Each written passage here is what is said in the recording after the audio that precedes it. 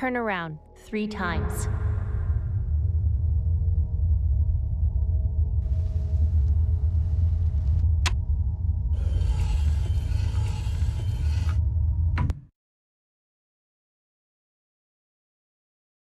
Start shooting.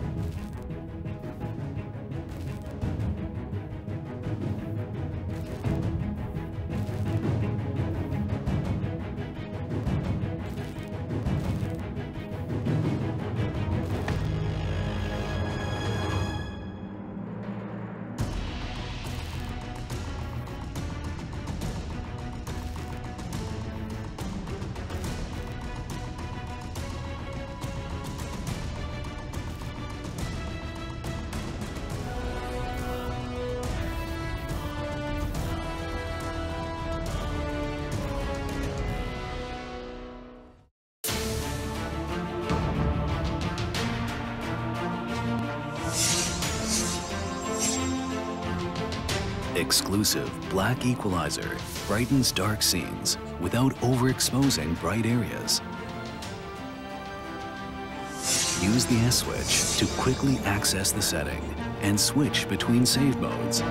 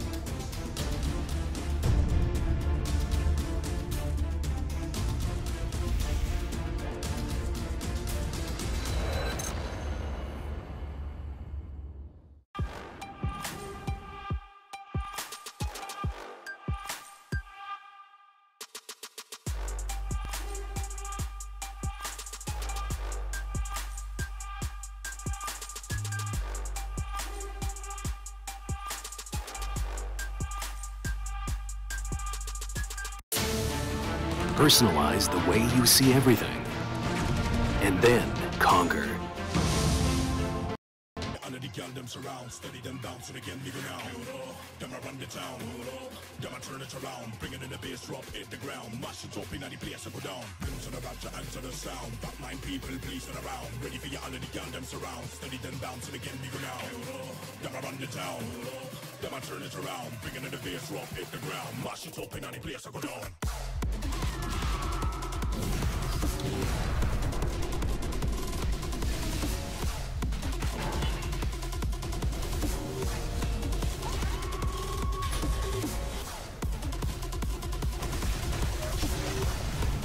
Dead in the water.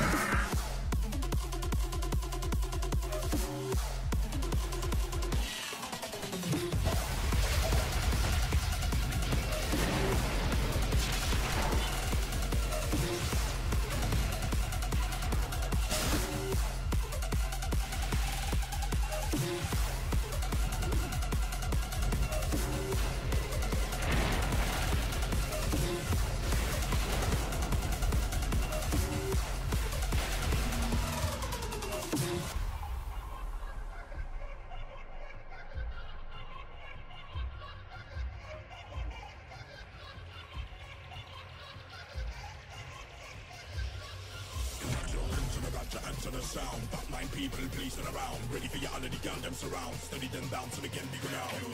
Them run the town, them turn it around, bring it in the bass, drop, hit the ground, mash it up in any place I go down.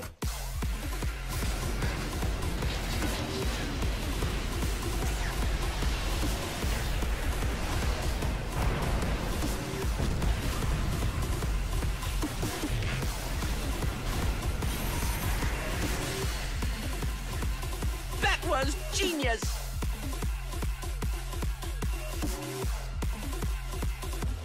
Mash it up in any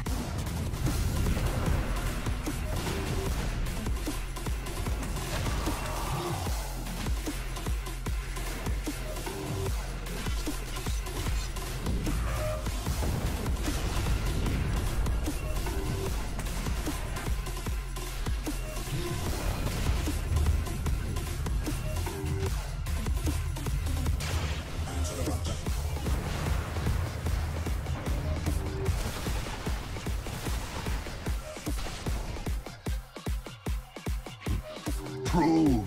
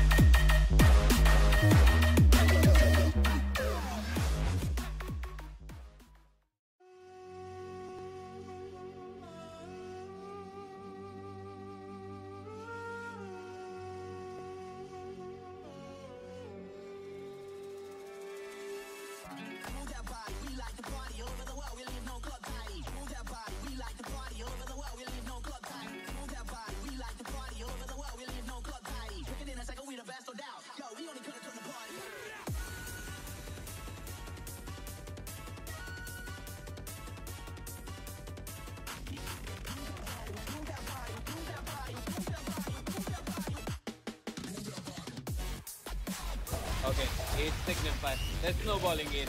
Mamacita lifted up. Damage being stolen. No chance is there. But the hook shot from Zeus manages to catch both of them, but he's trapped in as well. Crowley could turn this around with the Eye of the Storm. He indeed has enough damage. Crowley being healed up by the Purifying Flames. Over still around. Ice shot number 2 will miss, but Smoke might just end up going down. Extract comes in, pulls back the Oracle, and makes sure that Crowley... You can't escape the underscape.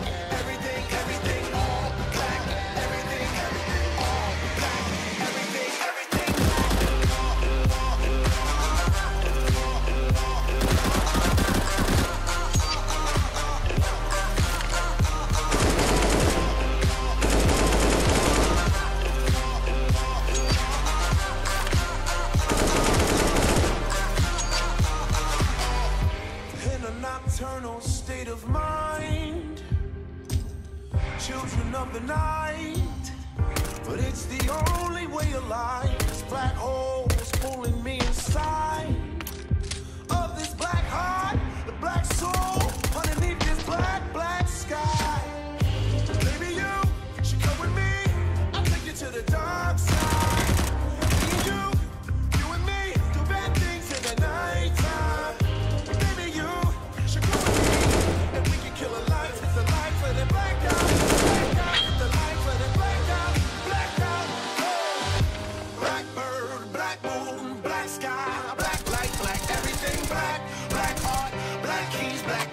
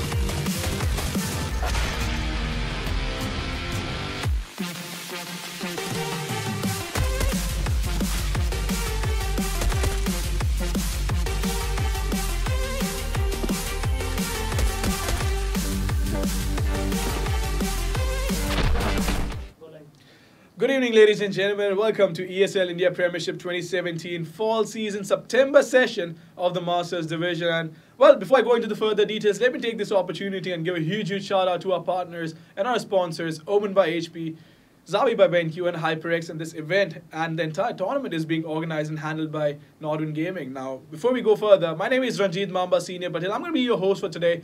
And I know you guys are surprised seeing me on this setup right now because I don't usually host. I'm at the analyst desk or I'm either casting. But well, this is something that I actually do while I'm feeling adventurous as well. But we have 3 games today lined up. It is going to be Clash Royale, Counter-Strike, and Dota 2 in this specific lineup. We actually have Signify playing in the Dota 2 matchup. So you guys do not want to miss out on that one because we have Crowley, who is known to be one of the most adventurous players in terms of banter. But we're talking about Clash Royale. We have Arpan going up against Mukul, and these guys have been playing amazing Clash Royale. Arpan, though, by the way, if you can have the details right now, Arpan is a player who's actually studying in 12th standard, who's a player from Surat as well, and I sort of have a soft corner for him because of the fact that I'm from Surat as well, the city of diamonds.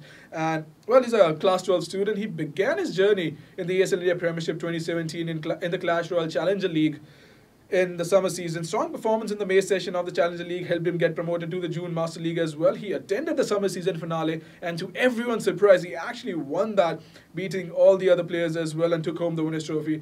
In the fall season July session, the player lived up to his name, finished first despite losing a few games early on. His performance dropped in the subsequent August phase. The player finished 3rd there.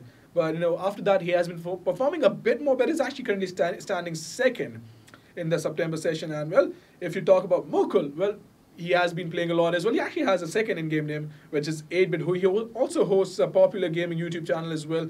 Was the top contender in the summer season finale, but Arpan, having the better of him, winning the summer season finale, June started up. He finished 2nd there and subsequently beat his opponents in the promotion matches to advance to the fall season July Challenger League. In the fall season July Challenger League, the player dominated the league and finished first in the process. This automatically opened the gates of the August Master League. The player also had a commendable performance in the 7 games. He managed to finish 2nd. As far as the September phase goes, the player has already played 3 games, out of which he has managed to win only 1, though. He's currently standing 6th. He's currently standing at the 6th place with only three points in his name, and which is quite unfortunate. But well, both of these players are really skilled and talented in their own sense. So well, I think the casters are ready. So are the players. So we are going to hop straight in the game right now.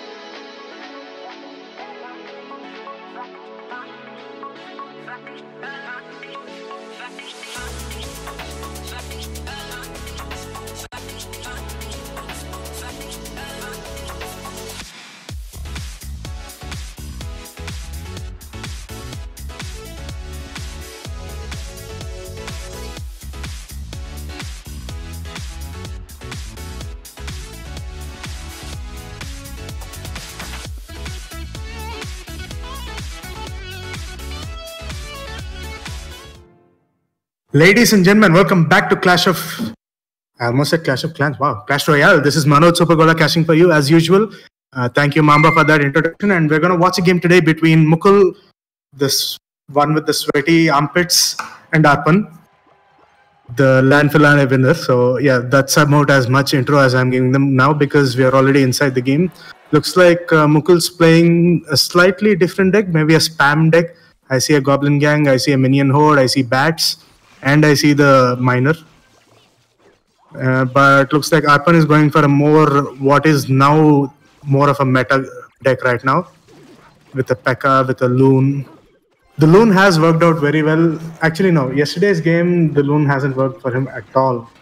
And P.E.K.K.A getting distracted by the Miner makes it his way all the way around the tower, and that gives Mukul's minions and Miner enough time to do a lot of damage to the tower. It's now standing at 1000 HP, which is really not good for Arpan at all.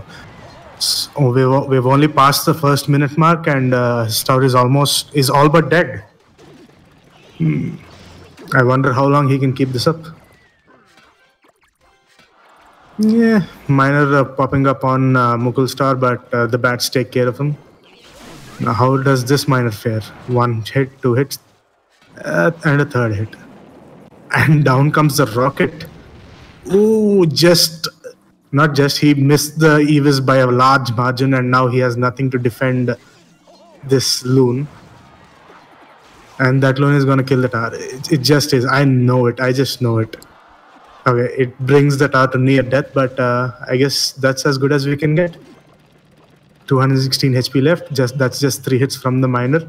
If he is not distracted by the goblin gang, of course. Oh wow.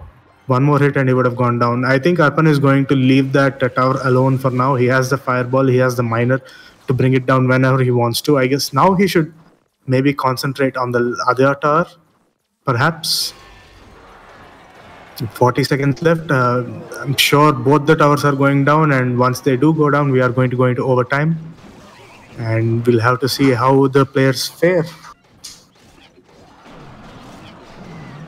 That mortar right there taking pot shots at the P.E.K.K.A. Unfortunately for it, P.E.K.K.A. has a lot of HP and the shots are not doing much damage to him. So Arpan's own tower goes down as well. It's time for the battle to shift onto the left lane, I guess. Right now it looks very horrible for Mukul right there. Another horrible rocket leaves the balloon intact. 5 seconds left and he loses a tower, and that's it. We can safely give this game to Arpan. Congratulations, 1-0 in favor of Arpan. That's a commanding lead right there. I know it's not much of a game. Like, the reason Mukul lost was because of those misplaced rockets right there. But I guess a win is a win. So before we head on to the next game, I'd just like to give a shout out to our title sponsor, Omen by HP.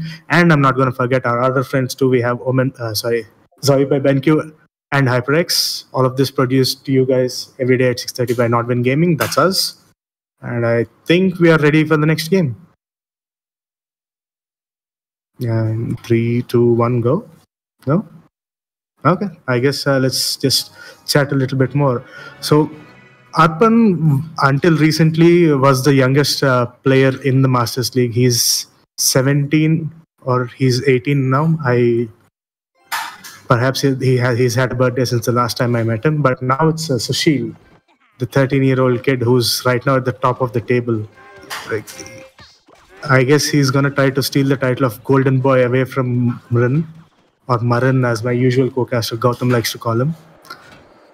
Arpan opens up. Coming back to the game, Arpan opens up with an Elixir character which basically didn't do much. Mukul replies with a miner and basically takes the entire Elixir character down. And that is pretty horrible for Arpan right there. Both Mukul and Arpan are bleeding Elixir right now, but it's really bad for Arpan because he's already behind on Elixir. But this Dark Prince, I guess, takes care of this. Oh, bats get zapped. Now, how will he defend against this Inferno Dragon, I wonder? He won't. He doesn't have to. He just lets the tower tank it. Okay, 1994. The Laser Dragon just sent the tower back in time with maybe 3 seconds of damage, but that's enough. So the Elixir character again gets replied to with a miner. Takes quite a few hits on the Elixir character and finishes it off. And on the right, we see a lot of damage being again taken by Arpan's own tower. 660 it stands at now. And he is in some trouble. Again, but this is a best of 5. The first person to reach 3 victories is the winner. Arpan already has 1 under his belt, so he has a bit of a safety harness, I would say. But that shouldn't make him complacent. Another miner coming out, trying to take care of the Elixir character, but gets distracted by the Ice Golem, but it's okay. The poison is going to take care of it. Every time Arpan puts down the Elixir character, he just is not able to get enough value out of it to justify it being there on the field, but it's a 3 Musketeer deck. What you gonna do?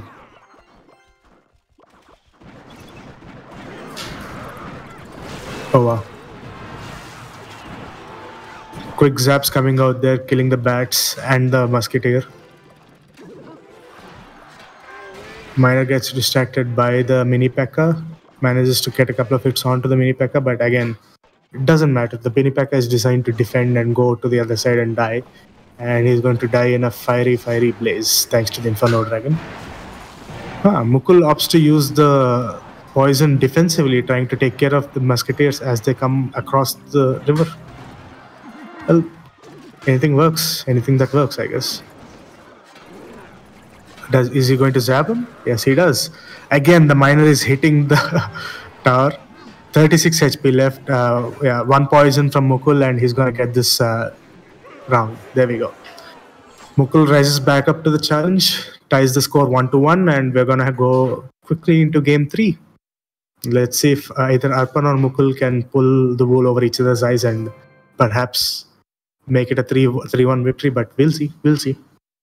Hopefully this goes to a best of 5, but I don't know what fate has in store for us. Again, really good play coming out from Mukul. Very good placements of the poison. Every single time Arpan put out his elixir character, Mukul just brought it down immediately without giving him any value out of it.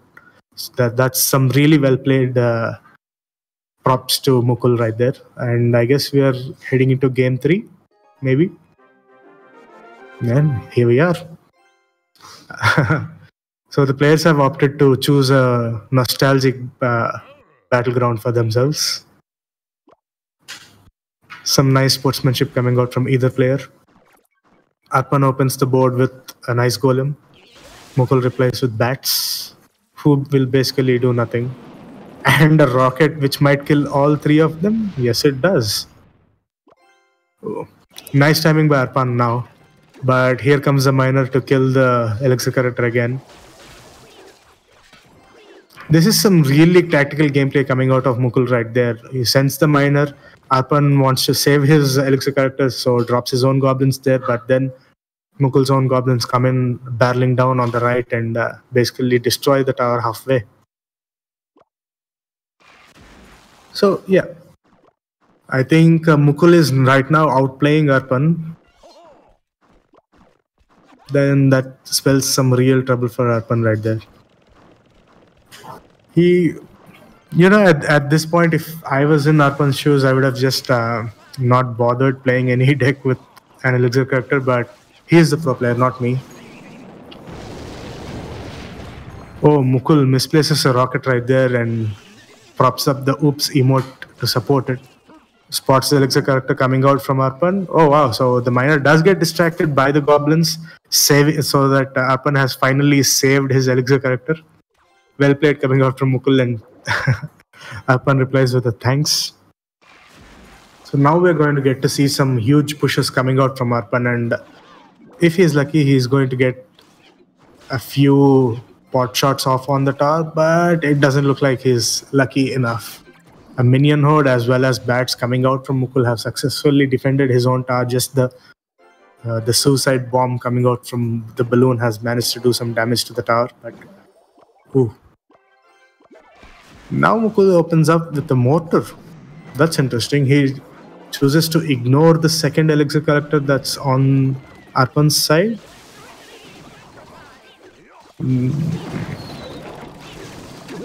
I guess that's a good decision looking how the tables are turning so far. 763 HP left on Arpan's tower. He's making another move onto Mukul's side, but that huge push just got destroyed by the rocket. All around well-placed rockets coming out from Mukul. Maybe he missed one in the beginning, but I guess that's enough. 507 HP left. Those pushes are really hurting Arpan right there. Mukul is relentless in his pushes, saving the rocket for... Oh, what? That is strange. Arpan has perhaps misplayed or misclicked.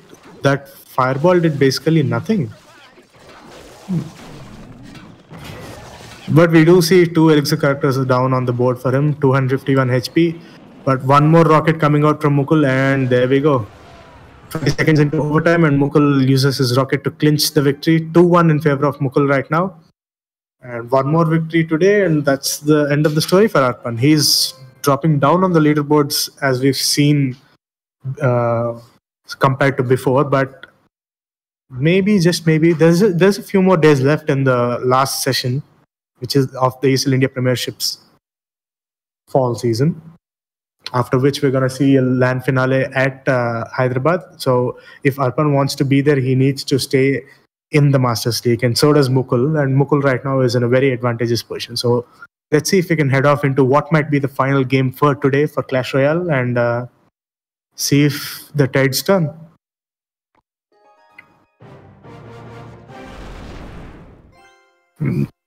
Pekka's Warehouse. That's an interesting choice. Maybe they like the texture.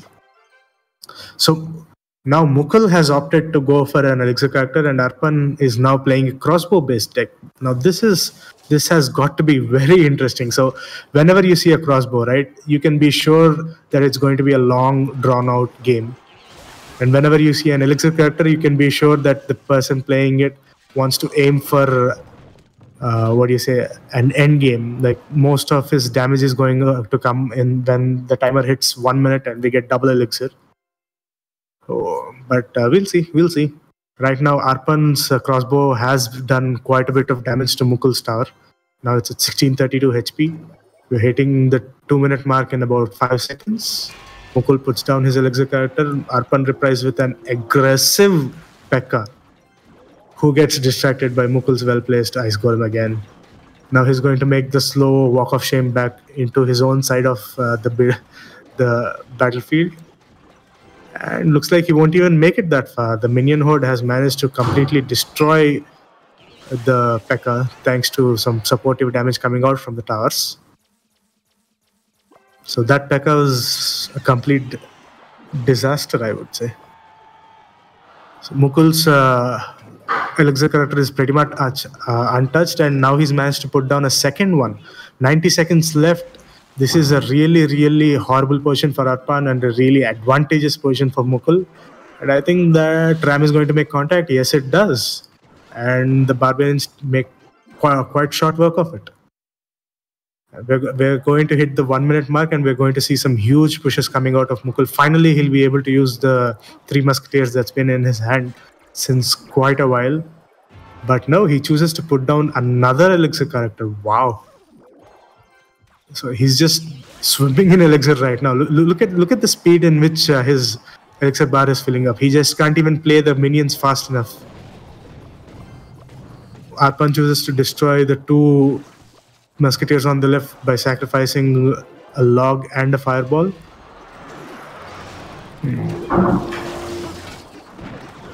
Oh wow, such battles happening on both sides of the aisle right there.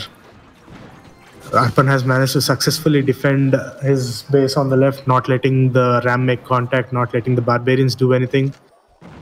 But his tower on the right there is quite low. And if that Ram makes contact, I think we can call it 10 seconds left. And it does make contact. There we go. Tower goes down, 5 seconds left. I do not think Arpan is coming back from this one. And we can give this safely to Mukul right there. Congratulations, Mukul. Another feather in your hat right there. Our winner for today. And if we could see the scoreboard, sorry, the leaderboard, and analyze it a little maybe.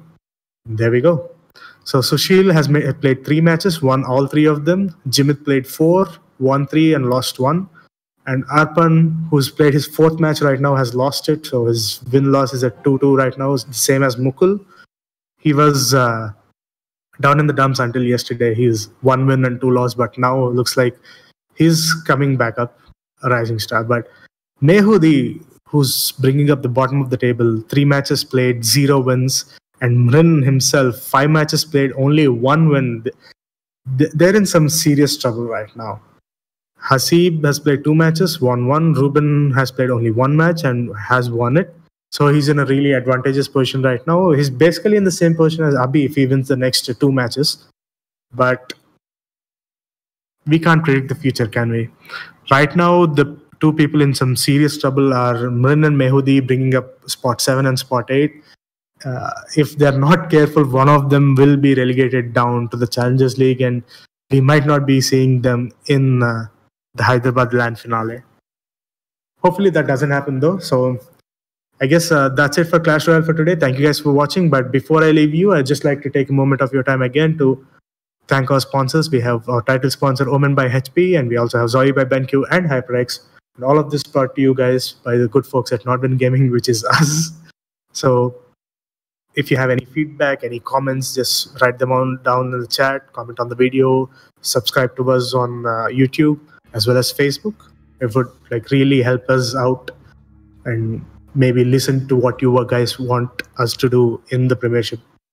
Maybe something we haven't done, something that you suggest that you'd like to happen every day. Just go ahead, shoot us an email or comment or anything. So having said that, thank you guys for watching, but don't go anywhere. We have some CSGO and then some Dota 2 action coming up. So stay tuned. Bye-bye. This has been Manoj Supergola caching for you, and I'd love to do it every day.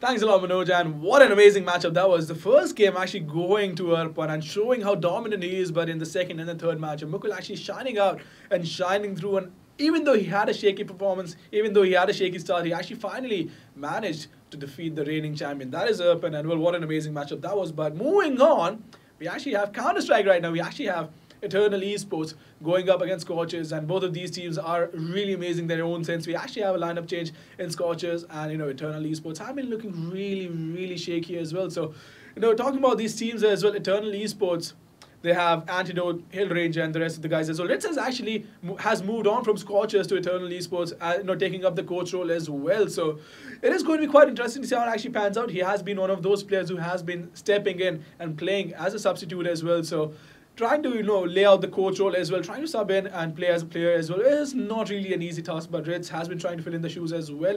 But Antidote will have to be really careful, because I think he's playing from Kolkata right now, and he has been one of the most shaky performances, because Hellranger has been leading the charge by an example. Antidote has not really been able to perform consistently. But if you talk about Scorchers, DNM usually doesn't have the time to play, but I think fortunately today he'll be able to play the matchup as well. And the entire lineup on paper looks really strong. They have Pressure as well, they have DNM, Manan, and the rest of the company, the Monster as well to work with. So the lineup is looking really strong. The veto process and everything is going to get taken care of by the casters. But on paper, I think both the teams fare out against each other pretty well. And if you talk about the veto process, the map could end up on an unconventional map like Overpass most likely. But certain teams have their insta-bans and insta-picks as well. So the rest of the story, I think the casters are going to take it forward. I think it is going to be Blair who's going to be taking us through the game. So Blair, over to you, buddy.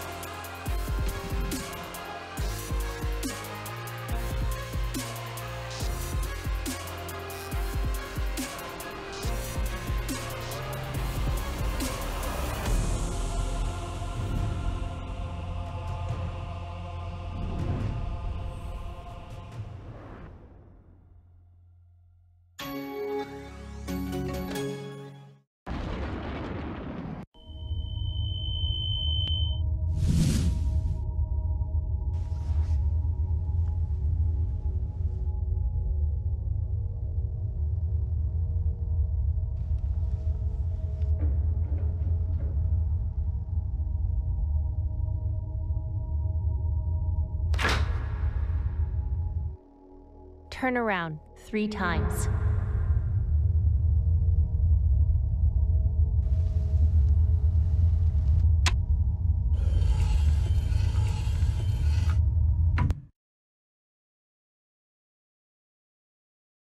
Start shooting.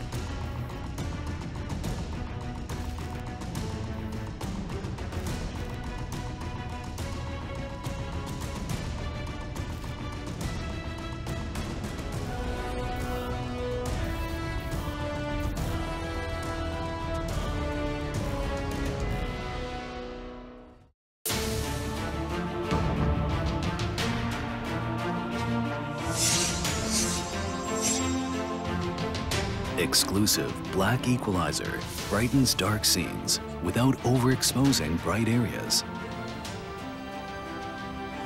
Use the S switch to quickly access the setting and switch between save modes.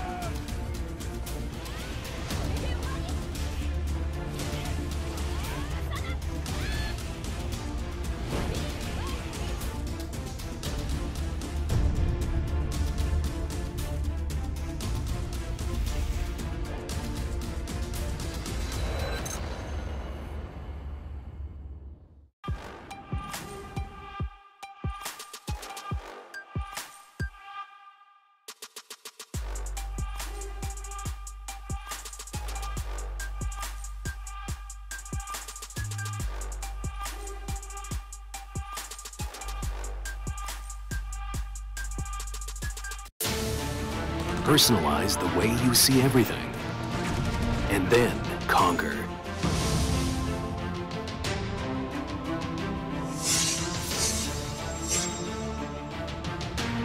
Exclusive black equalizer brightens dark scenes without overexposing bright areas. Use the S switch to quickly access the setting and switch between save modes. Adjust the angle effortlessly for maximum comfort.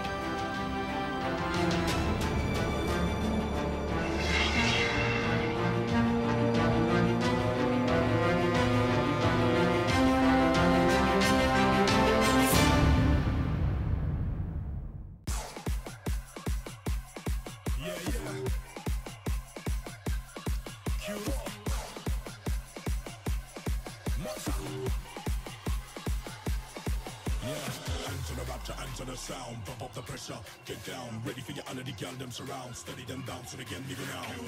Them I run the town, them I turn it around, bring it in the bass drop, hit the ground, mash it up in the place I go down. Answer the rapture, answer the sound, back mind people, please turn around, ready for your already girl, them surround, steady them down, so they get me go now.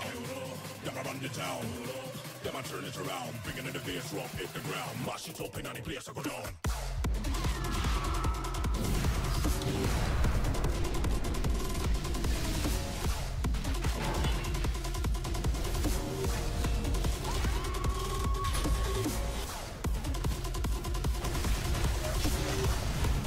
Dead in the water.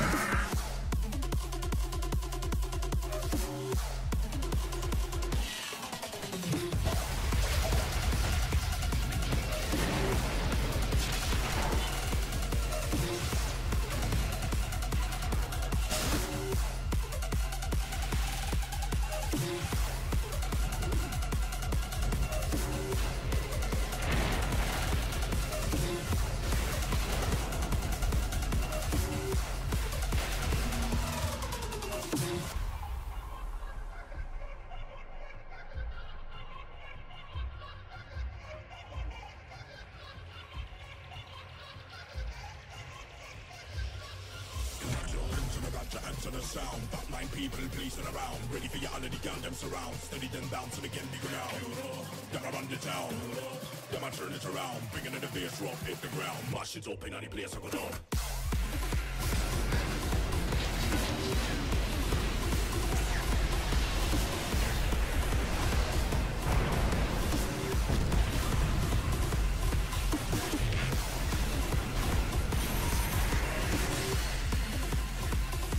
Was genius.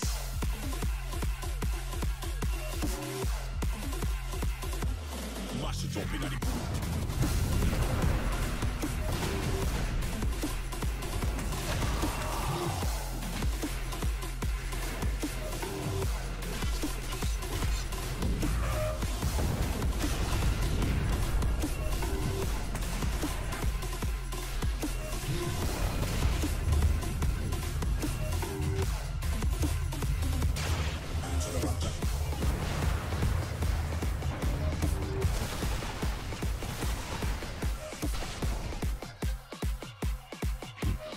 Prone.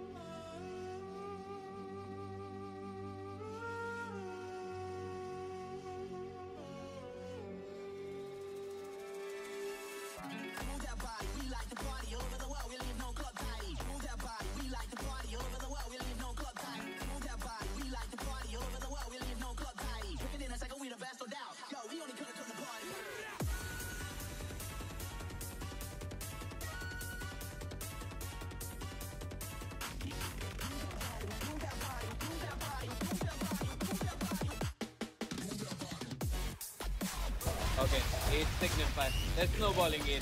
Mamacita lifted up. Damage being stolen. No chance is there. But the hook shot from Zeus manages to catch both of them, but he's trapped in as well. Crowley could turn this around with the Eye of the Storm. He indeed has enough damage. Crowley being healed up by the Purifying Flames. Over still around. Eye shot number 2 will miss, but Smoke might just end up going down. Extract comes in, pulls back the Oracle, and makes sure that Crowley... You can't escape the underscape.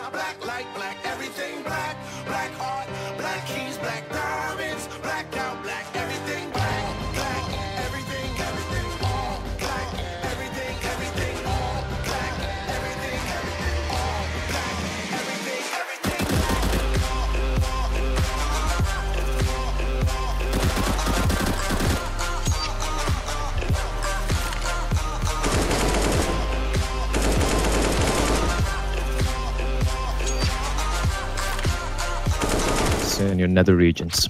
But keeping that aside, we're going live with the game here. It's going to be Scorchers. Starting on the CD side, we've got Monster with the one kit and the smoke, and it's going to be playing from CD Truck. You're going to be playing retake over at A, which could be a right call because the action is taking place over at B, where it's going to be Krish who's going to get mowed down. Arpan Ninja holding the line with the P2K. He's a stand-in for today, as the Doctor is not in the house. And he's tapping away, will not get a single kill. Shabby will find him. Trade does come in as Monster and Munnan. Munnan gets a kill. Monster tapping away, not able to find anyone. He's down 53 points of L as well. He's the man with the kit. And it's going to be very crucial in his retake. It's a 4v3. Man advantage with Eternal Esports as they get themselves to some pretty comfortable post-plant positions as well. This is not going to be an easy retake. Monster just lining up the smoke that he has to try and cover off at least one angle, one lesser angle for them to check. It's going to be Munnan. He is so low indeed. Amatras is going to get the kill. Monster does get the frag. In the meantime, looking for more. Finds Antidote as well. Now it's a 2v2. Blackhawk and Amatras. Amatras is just trying to bait it out for his teammate. They have no idea where Blackhawk is, and he's just playing a very sneaky game here. He's got no armor. He's got a couple of flashes. He's going to peer out spots on Mythil, but they're trying to stick the diffuse. And Monster's so very low. Mythil's doing great work, but he gets the kill onto Monster. Does he have the time? Nope. I don't think he does, and that is going to be the round going to Eternal Esports. That was a very smart play from Shabby. Valiant effort from Monster picking the triple kill, especially considering how low he was, but in the end, it was not to be. As Eternal Esports taking the first round, they do lose all players. AK is going to come out a couple of umps as well. Hellranger probably debating whether he goes to the UMP and go for a little bit of utility buyer, sticks with the AK, and he's going to go with the AK. Deciding to eschew the utility. Just a couple of Molotovs, a couple of smokes, a handful of flashbangs to work with. And for Scorchers, an interesting buy coming out. A couple of guys, that is Krish and Monster, have gone for the Force. Monster going for the P250 armor, kit, everything.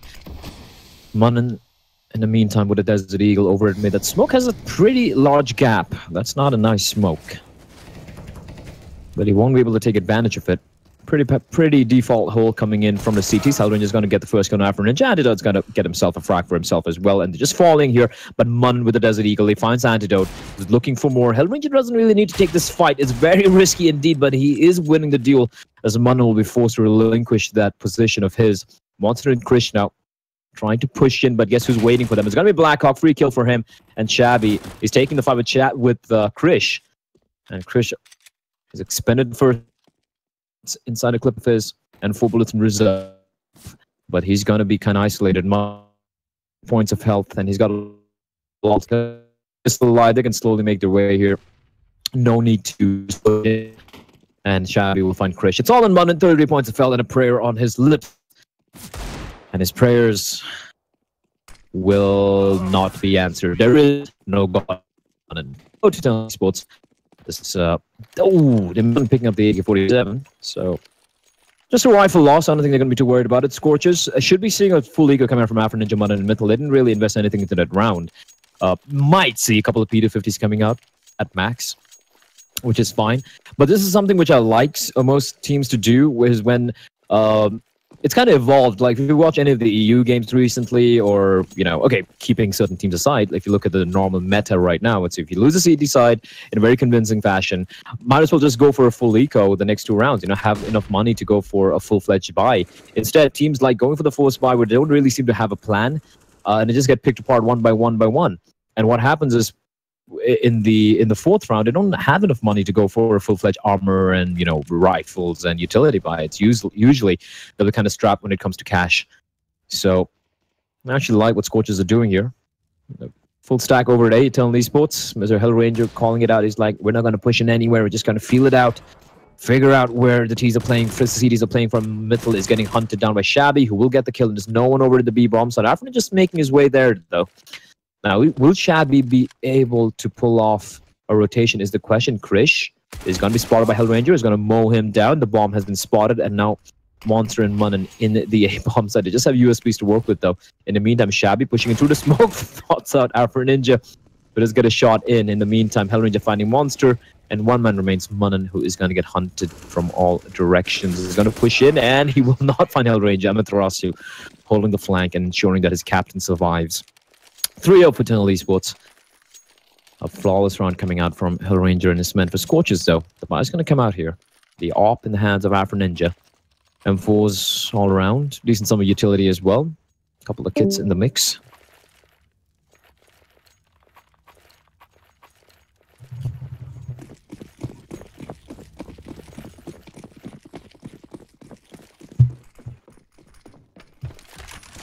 Afro Ninja looking to go for the contact play over at B. It's got Krish with its smoke primed and ready. And by the looks of it, it looks like it's going to be a B hit. Although Munnan's pushed up deep here. Mythal over at white boxes as well, so its rotation can be very, very quick indeed. It's all about Afro Ninja hitting the first shot. He's going to try and time it through the smoke. Won't find anyone, however.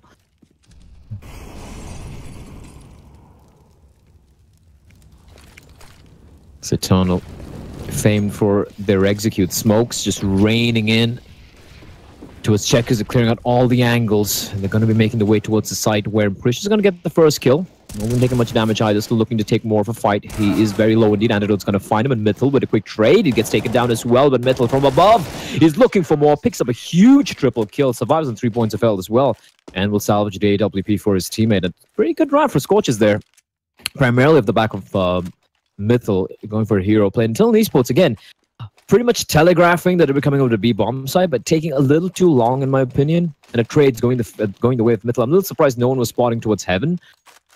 But then again, everything is easier in hindsight. So buy is going to be a little sparse to Scorchers. Bear in mind they did lose 3 players, so 2 M4s, AWP, 2 FAMASas. Utility pretty decent. Munnan and wait, what? Mythal deciding that he does not like incendiaries, just completely wasting that one. I don't think he's going to be too happy about that. That was meant for Squeaky, for blue doors. And Matras is just holding fort. He's got himself in a good position. Just has to wait it out now. Whether he goes to try and sell a fake or whether he jumps out like a jack in a box depends on what the rest of his teammates are going to do. As we see Shabby, Antidote, everyone just lining up the smokes for a Hellranger, slowly clearing out mains. Runs towards a cubby. And this is a great flashbang. Monster finds one, is looking for more, but Hellranger with a quick trade. Now, Bomb hasn't been spotted out yet, but Mittel's going to find Amitharas in the meantime. And now, things are looking a little dicey for Eternal. Will they be committing towards A is a question. They haven't yet tossed into smokes.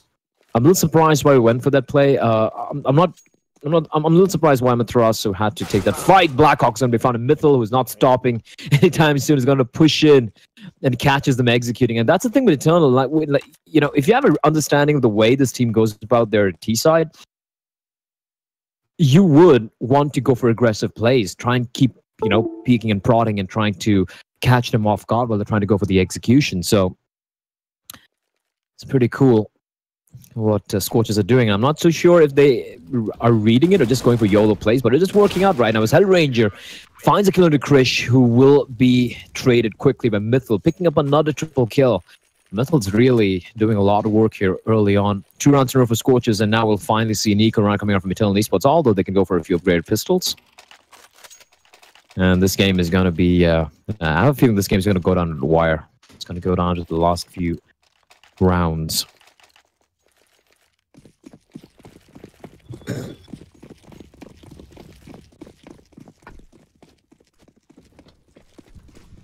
Interesting call from Eternal to go for the force buy here. 2 AKs, utility, and I think they're going to be going for a faster play this time around. It's going to actually work in their favor.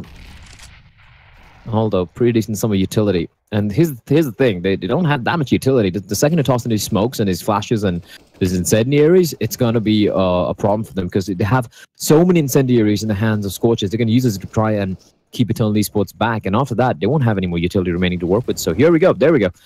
Incendiary's going to be tossed in a second. He sees the smokes raining out. They have to commit here. They have to make their way towards the side. But the 2 players waiting and holding the line. Mythil and Monster, and he's got to line them up. Monster doing so much damage. He finds one, he's looking for more, gets another kill before he finally gets taken out, but he's done his job. And Mythil, he's just mowing them down, almost gets the final kill to Hellranger, who survives on 3 HP. He picks up an M4, but he has so much ground to cover, and they're trying to hunt him down, and Munnan's going to find him. And that's going to be another round for Scorchers. They tie things up. And again, Mythil with a very crucial double kill, and also Monster as well from NBK, picking up that double kill, timing that peak. And again, sloppy work from Eternal. They're not keeping the angles held, and Scorchers are catching them with the nades out in their hands multiple times. Sloppy stuff from Eternal. As Scorchers are punishing them for that. Scores are tied here. As Eternal Esports will have to go for an eco. P250s all around, apart from Blackhawk, who has opted to just stick with the Glock. And Munnan.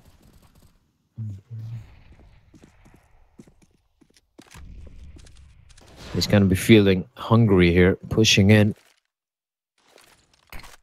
Going to re-smoke off mid. Antidotes waiting behind the smoke. In the meantime, Checker's control has been arrested by the T's.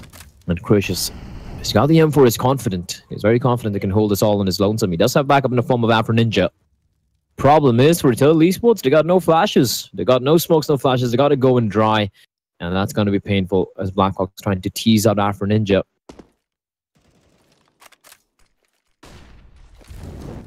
Sender's going to come in. Munnan, it's all about timing. He's going to get 1 kill. He's looking for more. Finds another one. Won't get a third. Blackhawk will drop him, but Munnan getting a lot of info. He knows where one player is, and he can't go in and pick up the rifle as well because Monster is covering it. And now Blackhawk, P250 in hand, is looking for more damage. He can actually get a kill in Mythil, but he will shut him down. Another double kill from Mythil. That's going to bring his total up to 11 kills and 3 deaths. 4-3. Scorchers now in the lead. 4 rounds in a row.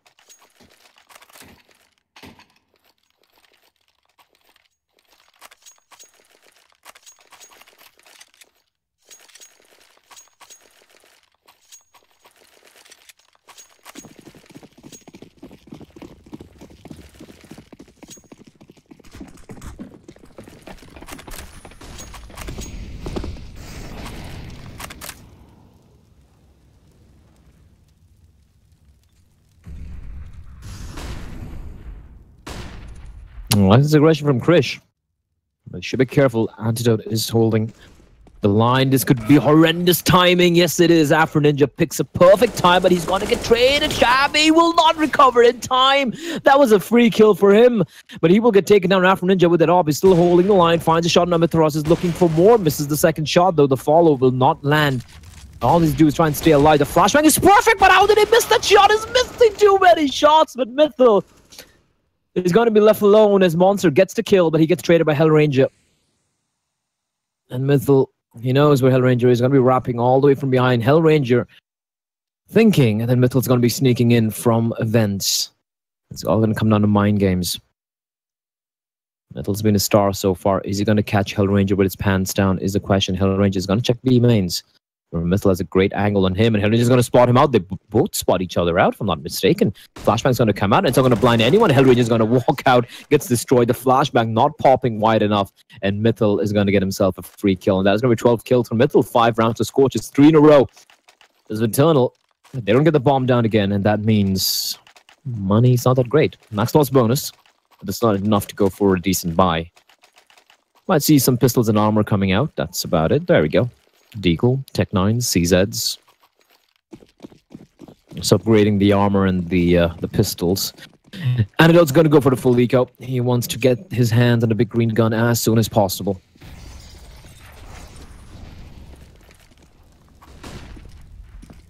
Manan using that smoke like a one-way. He spots out Shabby. He's going to find one. He's looking for more. And there's going to be Mythil holding the line, helping his teammate out. Manan going for a wild spray. Amaterasu will be very low, but Afro Ninja's going to take him down. In the meantime, Hellranger's going to get a kill with the CZ. If he's looking for more, he might actually get this kill. Yes, he will. Blackhawk's going to get a frag as well. And all of a sudden, things are looking a little dicey for Scorchers.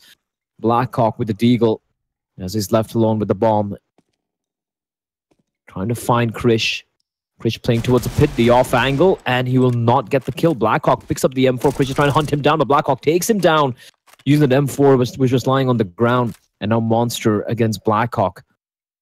He can get the bomb down. It's all about timing. He has no idea where Monster's going to be coming in from. Bomb not yet planted. It's Blackhawk. He's going to get the bomb down. Once is going to drop in. And does Blackhawk know? Now he does. Now he does for sure. He knows where Monster's going to be coming in from.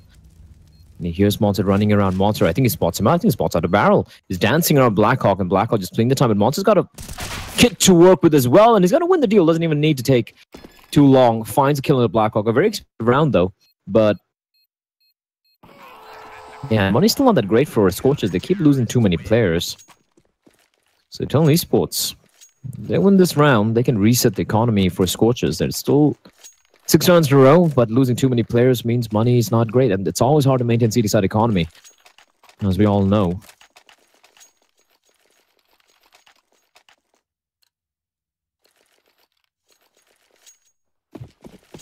Eternal now, they have everything to work with. The AWP in the hands of Antidote.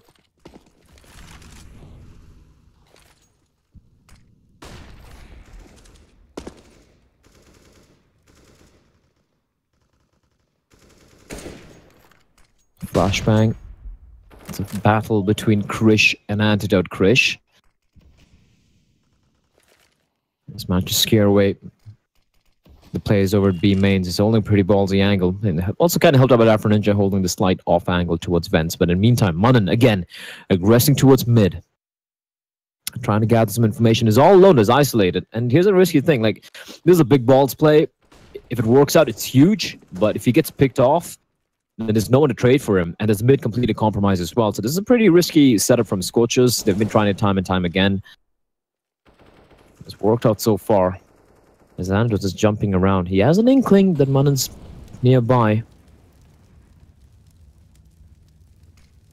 Manan still holding the line. He hasn't budged yet. In the meantime, Mythil boosting up his teammate to a short box. Monster, good position. He hasn't used that one yet. Manan knows there's someone boosted up, but he's in a very rough spot, a very tight spot. And the flashbang's going to come out, and he turns it around too early. Shabby gets the kill, and that's mid completely compromised. And now Monster has a lot of work to do his way. up in the heavens. He's going to spot Hell Ranger. He should get the kill. Yes, he does. But now they know where he is. He's going to get shot at. But Metal's going to find Shabby. In the meantime, this is good work. As Antidote's going to find out from Ninja. That's a B-bomb set completely compromised. And Blackhawk and Mithrossi, 2 quick kills as well. One guy stays alive. It's Krish. Antidote is going to miss the shot. Beautiful is going to come out. And Antidote, he is the god of the no-scopes. And Krish is missing all his shots. He's going to run out of bullets. And there's a lot of bullets for Antidote to work with in the Tech 9 of his. And that's going to be around going the way for Eternal Esports. And more importantly, it's crushed. More importantly, it's crushed the money for Scorchers. They are broke. They are broke, and Hellranger has a very good read on the money. Mac-10's going to come out. He's going to be looking to farm some cash right now.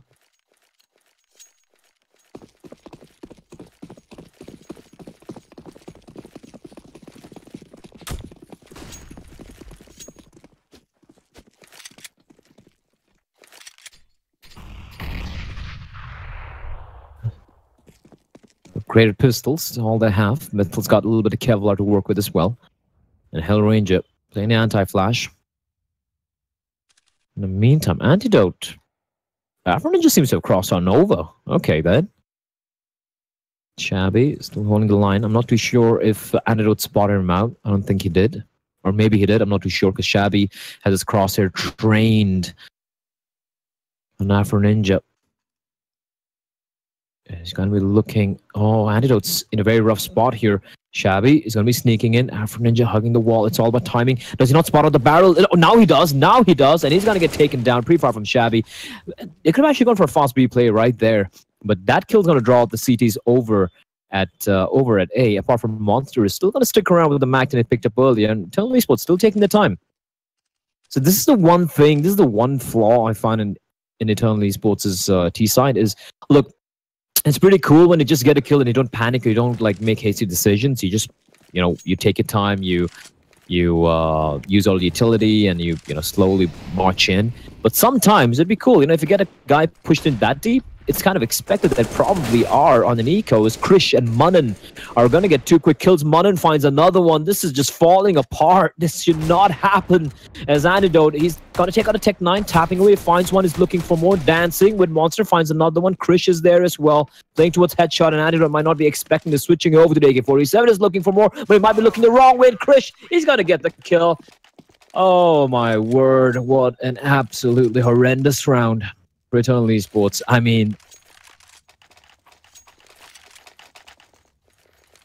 they literally walked into a stack, which they allowed to happen because they got the first kill onto Afro Ninja. That should have been a signal for at least one of them to just push in and clear out the B bomb site, because usually when a CT is pushed in that deep, you kind of have an inkling that, hey, probably there's no one over in B, right? And you could probably send a player over there and try and clear it out and made a call based on that instead of waiting for so long for the CTs to rotate over and just literally just handing the round on a silver platter to Scorchers. They win a round they had no business winning. And with that, they are on 7 rounds.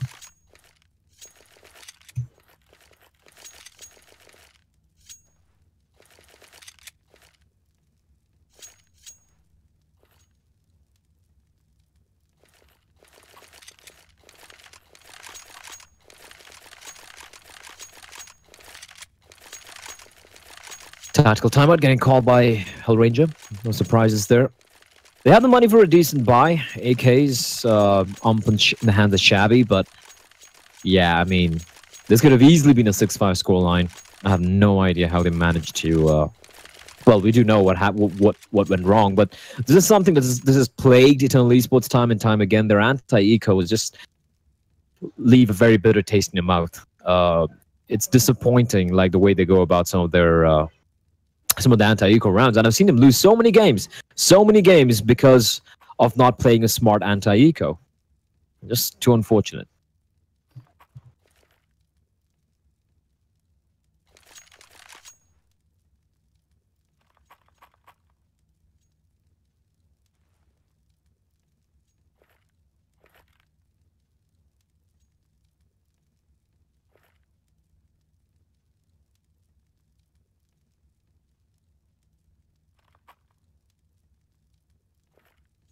I'm curious to see what Hell's going to be doing this round. At least in some utility. But for a change, I'd like to see a faster play. Could be just an execute as well. I'm fine with that. Just go for a clean execute into a site. Mix it up.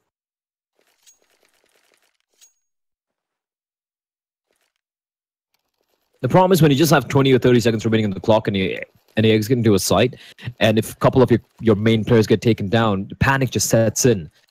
And I've seen this happen time and time again, not just for this team, but for many teams. They just keep it to the last minute, and there are very few teams in the world who can pull that off time and time again, like Na'Vi, Gambit, or whichever team Zeus used to helm, being one of them. It's not that easy to play that late. And when you play that late, it's only because you have complete map control or have a pretty good info play, which Eternal doesn't have most of the time.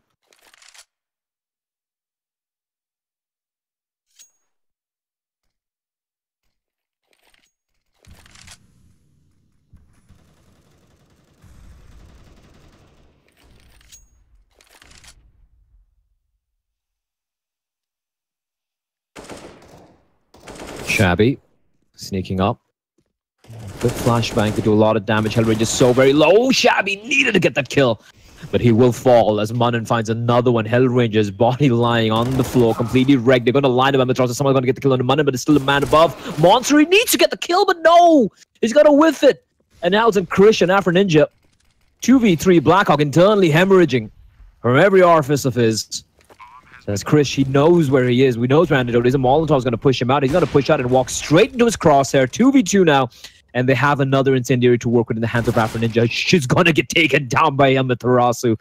Krish, 1v2. I don't think he knows Amaterasu's walked out. Amaterasu, will he get spotted out?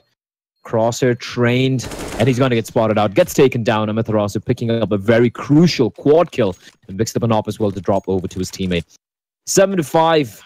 Money's again broken for Scorchers, and they might just force it up right now. I wouldn't be surprised if they did, but nope. Krish is going to be dropping a few pistols all around. They might just go for a double eco and try and save up a little money for the final round of this half. But it's a very rough time indeed to not have any money at the moment.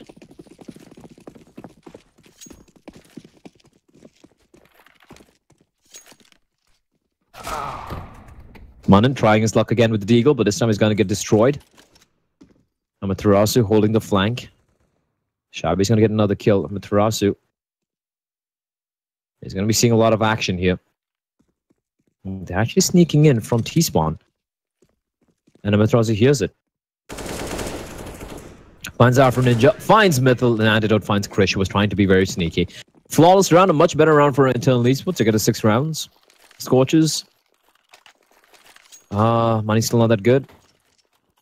Go for a force, but it's not good at all. I think they might just go for another pistol. Or no, they're going to force it up. All right.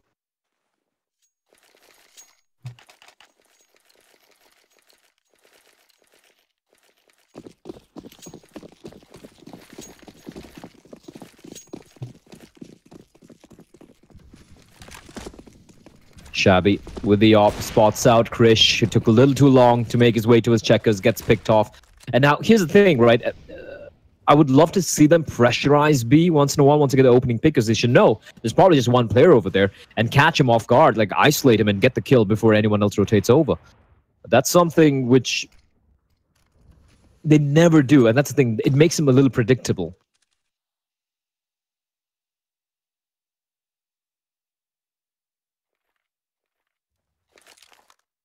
That's a lot of money, and a lot of time is going to be falling back towards the B-bomb site. Snuck his way towards headshot. Eternal just looking for aggression from the CTs. There's one guy over at A main. There's Monster. Mythil playing towards the cubby over in mid. He's really enjoying taking fights at mid. As Monster's pushed in, he can actually get some information here. Mythil is going to be forced out. Now they know where he is. Amaterasu. Not looking to take the fight all by his lonesome. Blackhawk's going to spot out Mythil as well, who is taking a bit of damage, but a flank is coming in. They might be taking too long, but Antidote with a beautiful crossfire. They read that to perfection. They should know the A-bomb set's empty here, but it's still going to make their way towards B, which is a very curious decision. They're just pushing in. 20 seconds. 20 seconds, they need to get the kills here. And now, Afro Ninja, can he pull this one off? He finds another one. Valiant effort from him. But in the end, it was not enough. 7, all the scores would be tied, and Scorchers force one not working out. That means money is again looking a little grim. $2,400 bonus money kicking in. And Untitled Esports have everything to work with. And everything to make it 8 rounds, as they should be moving to the second half with the lead. But stranger things have happened.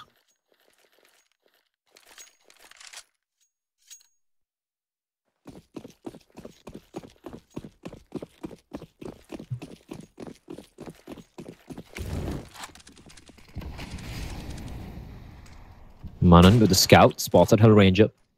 Oh, clean haircut there from Mr. Hellranger, trying to be sneaky, but Manan had all the time in the world to land that shot and just scalp him.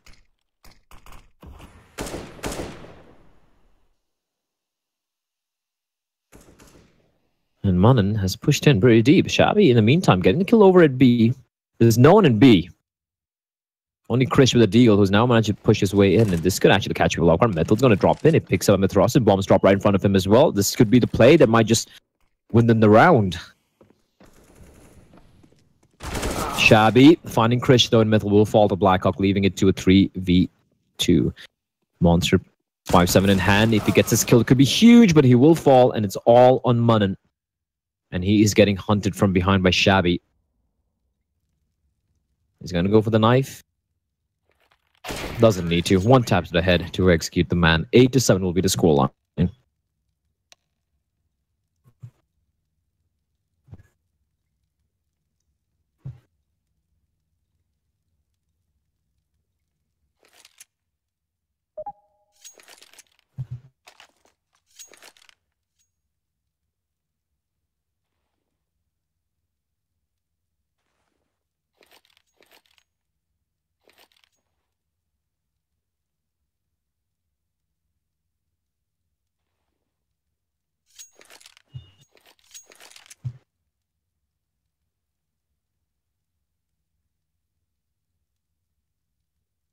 Typical tactical timeout pistol round being called by Mr. Hellranger.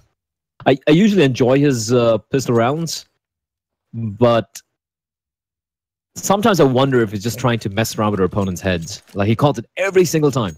Every half time there's going to be attack pause getting called out.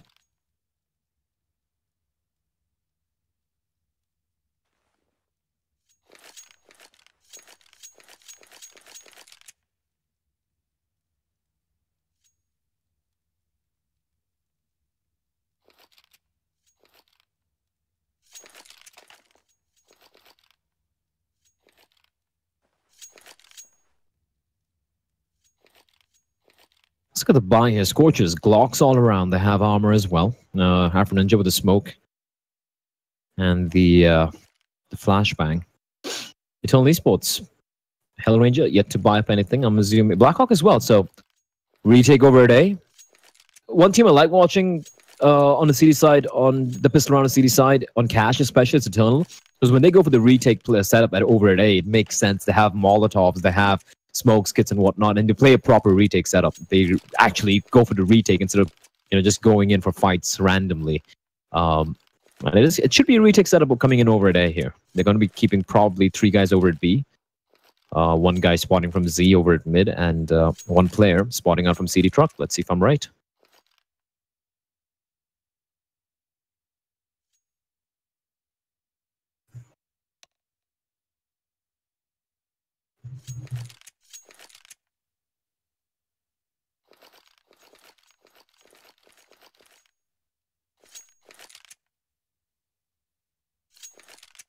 The round will resume. The half will resume. 8-7. It's only supposed to be a 1-round lead. And all right, I was kind of close. There were 2 guys in mid, 2 guys in B, and a fast play coming in towards A. Hellranger is going to spot out the smoke, and he's going to try and find something.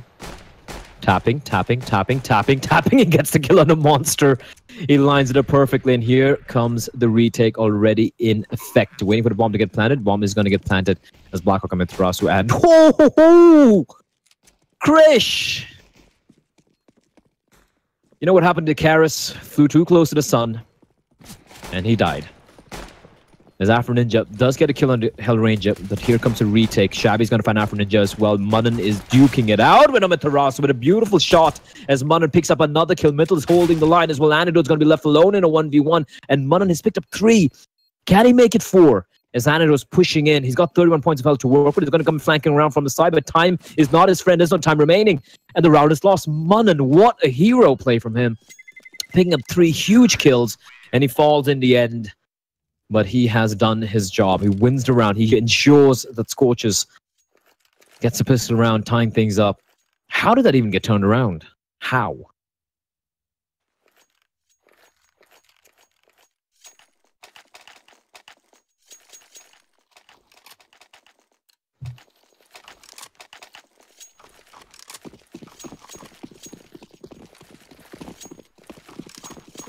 That's going to be a question ringing in the mind of Hell Ranger as upgraded pistols.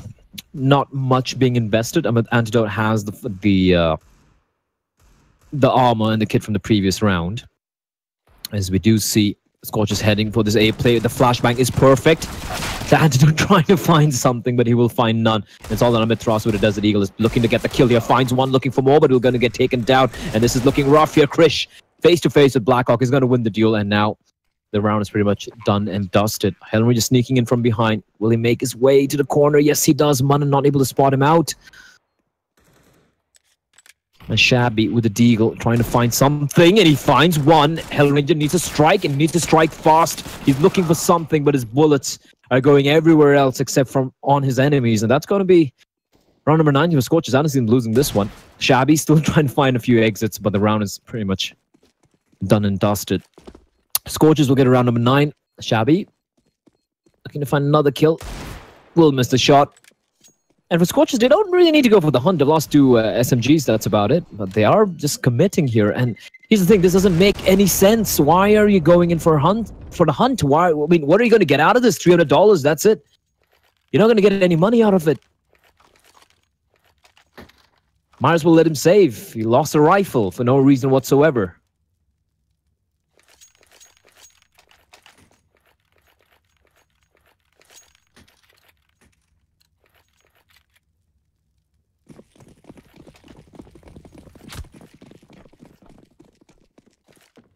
It's Eternal Esports with yet another full eco.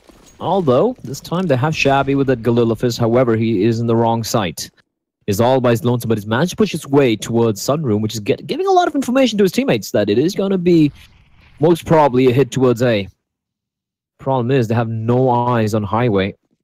Antidote is going to be spotted out any moment right now. Munnan, a bullet to the base of his skull. Amaterasu is going to get the kill. Blackhawk actually gets the kill, but they're going to get mowed on nonetheless. There's still a guy at the back of the side. Hellranger trying to find something, but he will find nothing. As Shabby is once again going to be left in a 1v4 with the Galil in hand. All he can do right now is try and inflict as much economic damage as he can to the Scorchers, who did lose 3 players the previous round. So a couple of kills for Shabby here would be pretty good.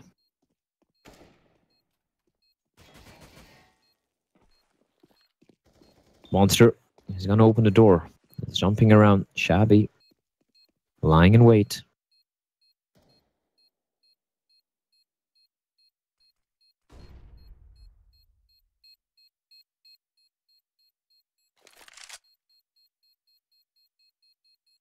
And Monster and Shabby realizing, well, there's not much time remaining.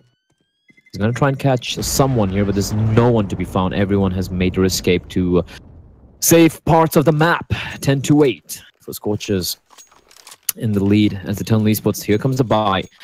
Antidote will not have enough money to go for the Arpan armor, so he'll have to make do with the glass cannon. The rest of his teammates still a lot of cash to work with. M4s, utility, armor, kits, whatnot.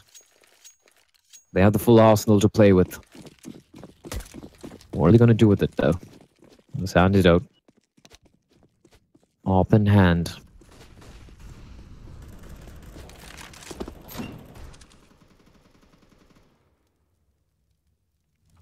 Pushing towards Squeaky, trying to find something.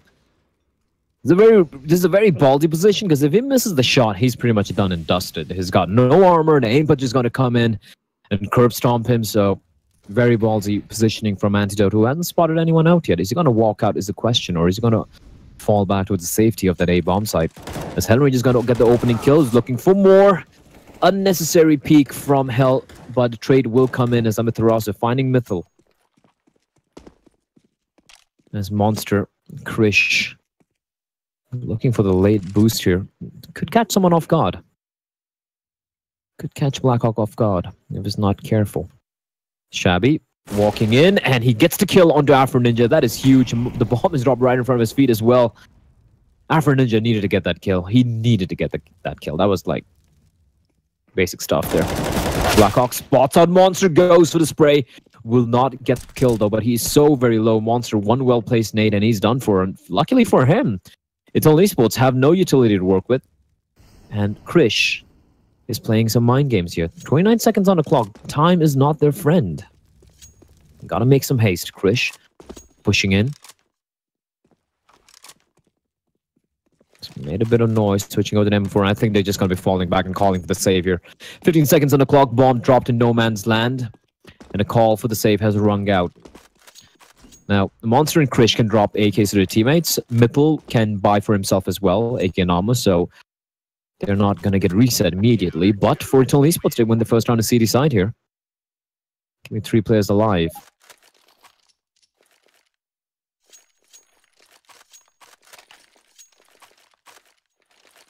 And Eternal Esports once again taking their famed tactical timeout.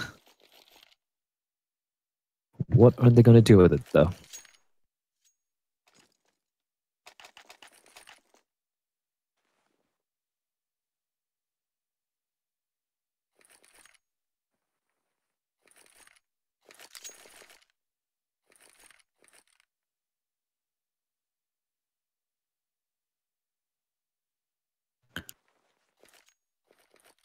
One thing I've noticed is how Hellranger has become a much better fragger of late. Like he's been taking the fights, he's been winning the deals as well. Like one thing I've spoken to many people in the scene, and everyone respects him when it comes to his in-game leading and what he has in that skull of his. But when it comes to just pure taking duels or being an aimer, a raw fragger, many people don't really respect him that much. Many people are like, yeah, he can't really frag. He's kind of like a weak link when it comes to that. He's more like an old existence than, let's say, a fallen. But then again, he has really stepped it up. I think he's been putting a lot of those deathmatch hours. So he's been looking pretty solid of late. Right now, 10-9. It's a pretty tight game here.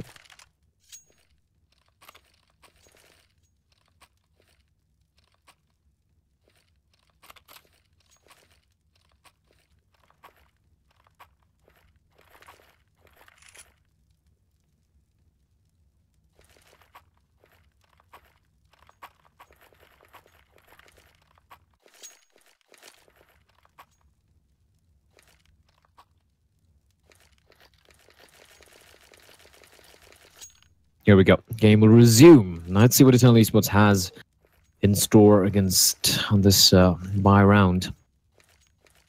Thing is, if they win this round, they can successfully break the economy Scorchers, but then it can go either way. If they lose this round, their money's broken as well. So one of these teams will have no money going into the 21st round. That's going to dictate which team is going to get this lead here late in the game.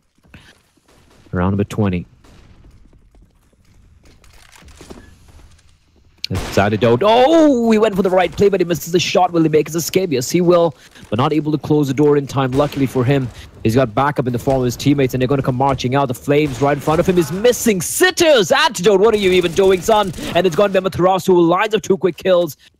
And what is Monster even doing? Planning out in the open, that was just absolutely ridiculous from Monster. He gets taken down, a free kill for Hellranger, and now it's a 2v3. Man advantage, neutralized immediately by Mythil, who will catch Hellranger being a little too greedy. Shabby and Blackhawk. A lot of work to do as Blackhawk's going to find Afro Ninja. Bomb yet to get planted. Mythil, he's going to go for the fight. He's going to get a kill into Blackhawk. Now he has no idea where Shabby is. It's all about timing, and Shabby's going to catch Mythil with a nade out in his hand, and that's going to be the round going the way of Eternal Esports, tying things up, but the money's broken for Scorchers. However, Eternal Esports, they lost 4 players. Scorchers should know this. And I wouldn't be too surprised if they actually went for whatchamacallit, if they actually went for a force buy here. And it looks like there's a technical issue for Eternal Esports, as Amaterasu seems to have disconnected. So just going to be waiting for a bit here.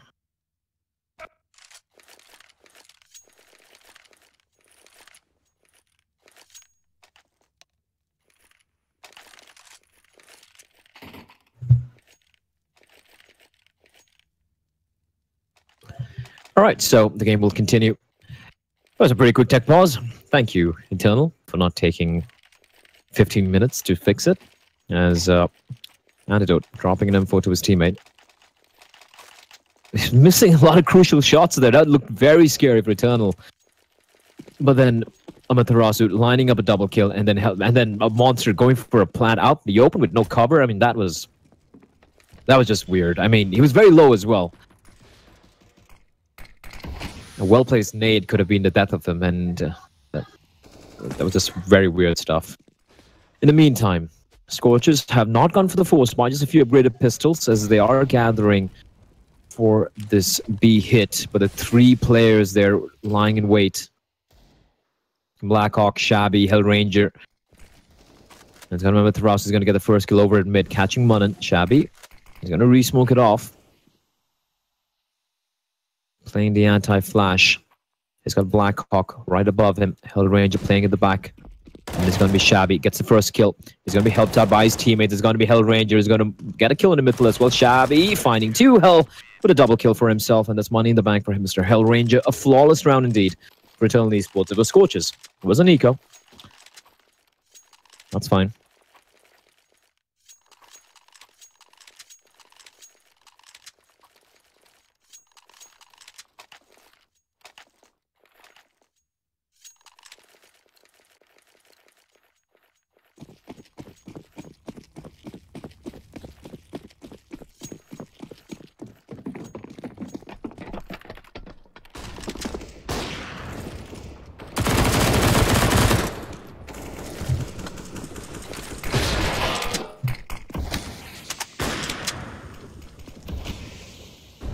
The initial skirmish, though, going the way of Eternal. I really like what they did here, aggressing towards B mains, finally getting some work done. It's a retake over today, though, but they have so much utility to work with that things are going to be painful. But Shabby, the nade to his testicles, that has got to hurt. He's castrated, but is still alive. And Shabby sneaking in. He can catch Krish. He spots out Krish, completely blind. The spray will not land, but he will recover and gets the kill. One man stays alive. It's all on Munnan, and Shabby will win that duel. All 5 players stay alive for Eternal Esports. These are some good rounds coming in for Hellranger and his men. They're minting money at the moment. 12-10. And for Scorchers, well, 4th round loss bonus. However, getting the bomb down means they have the extra money to go for a buy. But the buy is going to be very shabby indeed, no pun intended.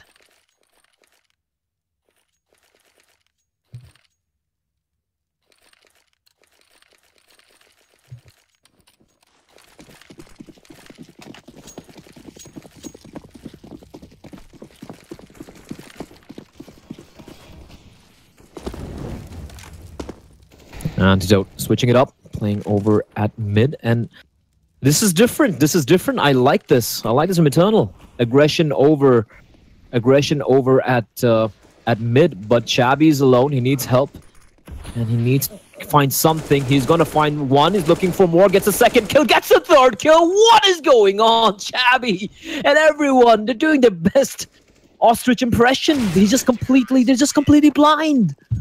How do you not see him? The complete utter chaos, pushing out through the smokes like headless chickens. And they got plucked by Shabby. I mean, there's got to be a god watching out for him, because I have no idea how he stayed alive there. 13-10, and they keep all the players alive again. Look at this. 4 AKs on Eternal Esports. They haven't lost a single man in 3 rounds. This is just some very strange stuff coming out from Scorchers. So now we'll be forced to go for some upgraded pistols and armor. And they're going to be barreling in towards the A-bombs and no time being wasted. Antidote's got to hit some shots here. Smoke's raining in. And Afro Ninja is trying to find something, but the firing squad is waiting for them. Munnan gets a kill. Antidote misses the shot. 5-7's going to come out. He's going to get one kill. He's looking for more Monster. And he's going to survive. He's getting hunted down. Monster gets the kill. He's looking for more as well. And he's actually done a lot of damage. Monster with the deagle. He is a very, very dangerous player indeed. But it's 1v3 if it happens. If it happens, it's going to be something truly special. It will not happen. As Shabby will find the kill. 14-10 for Eternal Esports. Looked a little scary there. And now 2 rounds away from closing this one out.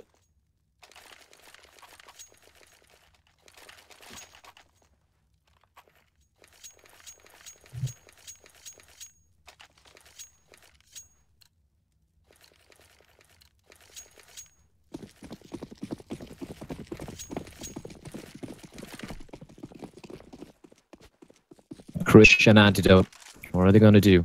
Krish. It's all about time. Oh no, he misses the shot. He misses the shot. Matharasa takes him down. Doing his best jumping jack impression. Unfortunately, you can jump all you want when the bullets are riddling your body. There's not much you can do. Man down. 4 more to go for Eternal Esports to get to map point.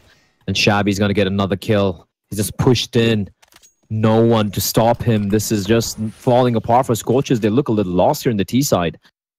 Munnan, again, alone. There's no buddy system in place. Flashbang is so very good, but he will not be spotted out. Hellranger, ready to spot out Munnan, who will not win that duel. Gets taken down. Now, it's all on Monster and Mythil. Mythil, who was huge in initial rounds of this game.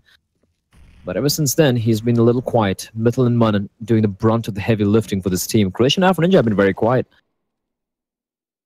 This Monster gets taken down as well. Shabby, there's no stopping him. They're just here on this pain train. As Mythil will be found by Blackhawk. As Eternal Esports, they're just closing this game out in a very convincing fashion. 1 more round remaining. They've won 7 rounds in a row. And these have been some very, very convincing rounds. And Scorchers. What do they have remaining in the bag of tricks?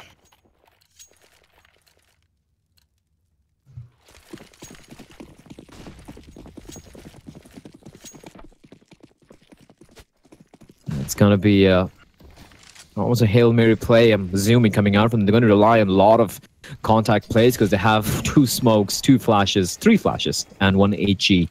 Nothing else. They're going to barrel the way out mid. And Hellranger spraying through the smoke finds Munnan. That's one Danger Man taken out of the equation. He's going to be looking for more. There's the question. They are gathering up towards this B-bomb side with Blackhawk and Shabby. Then Molotov might just bait it out perfectly for Blackhawk, but they're still looking his direction. He hasn't budged yet. Shabby in the smoke is pushed in. Oh my word, Shabby, you beast, you sexy thing, you. Who's looking for more? Finds another one. Mythil's going to be left alone, and he will get 1 kill before it gets traded real quickly. GG, well played being called out by both the teams, and Eternal Esports in the end closing it out in a very, very convincing fashion. 16-10 will be the scoreline, and that's it from my end. I don't think we have any games tomorrow, so I'll be seeing you guys on Wednesday. Have a wonderful Monday evening. I know I won't, but I hope you guys do.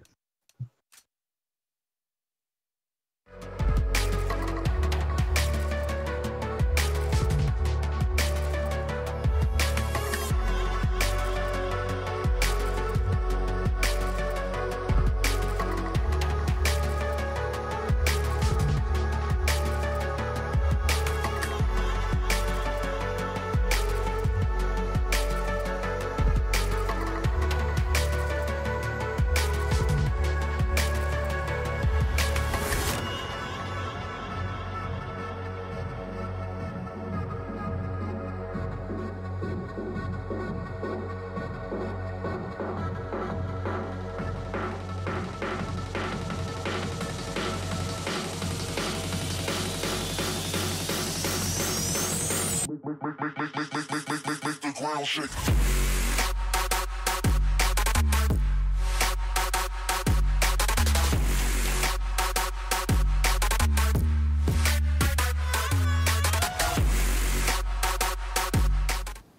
Welcome back, everybody, and what an amazing matchup, what an amazing comeback, and what an amazing upset as well. Scorchers losing out against Eternal Esports on Cash, having such an amazing start as well. This is something that not a lot of people actually expected as well, Eternal Esports not having their best startup, but well, Scorchers, being a bit unfortunate. Afro Ninja was not really performing on point either. Antidote, his rough patch carries on as well. I've been talking about that a lot, on the other studio segment as well. We actually come on TV, but Antidote has to work on the way he has been playing Counter-Strike. So overall, an amazing team effort by Eternal Esports and actually making things work as well. We had Chabi getting that amazing 3 while standing under the heavens. And I don't understand, how can Scorchers let this happen? One player in the corner standing nowhere, in the middle of nowhere, and allowing them to, get the frags. But nonetheless, leaving that aside, Eternal Esports turning out as the victors, and unfortunate for Scorchers, losing out 16-10. We have Dota 2 lined up again. We have Signify going up against Akatsuki, and we actually have the team logos as well coming up. And both of these teams are pretty amazing in their own sense. We have Akatsuki, an international roster. Actually, they are from Nepal. And, made up of the former roster of 4 Miracle Gaming, along with a few players from 3C, 4D. And that's a really weird team name, by the way. The team is now managed by former 4 Miracle captain Kunal Kunyo Timalsina. And that is a really Nepali name as well. But, well, so they actually had a good run in the summer season of ESL India Premiership 2017. As Akatsuki, the team will try to begin their journey in the ESL India Premiership 2017 afresh and hope for a stronger performance this time, though. But if you talk about Signify, it is an international Dota 2 team based in India, and there's nothing more that I can say about the team. And if I have my birdies right, there might be a lineup changes. Well, we have Crowley, Scrambrelu, Extract, No Chance, and Oa as well on the lineup. So these guys have been really dominant, and we've actually seen them play at the older tournaments as well. And we actually had Crowley at our analyst desk at the summer season finale, who was actually showing off a Signify.gg t-shirt. But overall, this team is really dominant, and the team from Nepal, they'll have to play it really seriously and will have to be really careful as well because of the fact that they have a point to prove. They've been having a really rough patch, and Signify, being one of those dominant teams, will not really allow them to have a standoff against them. So we are going to wait it out till the game goes live. The casters are getting ready, and so are the players. In the meantime, we are going to go on a really short break, and by the time we come back, we'll be back with live action.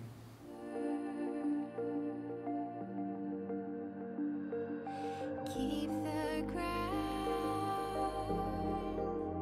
upon your cheek when you dwindle it. You be kind and let me go. I'm as timeless as you feel.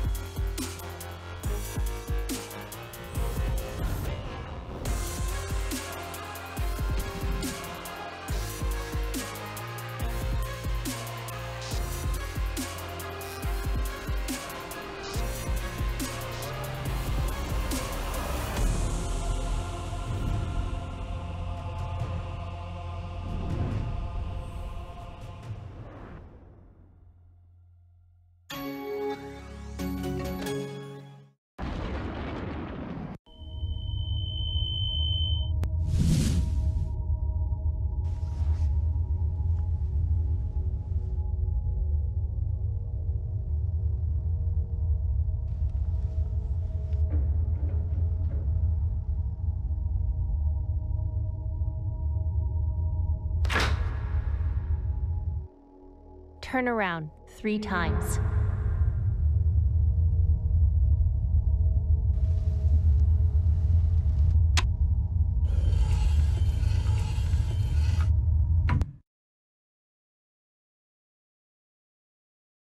Start shooting.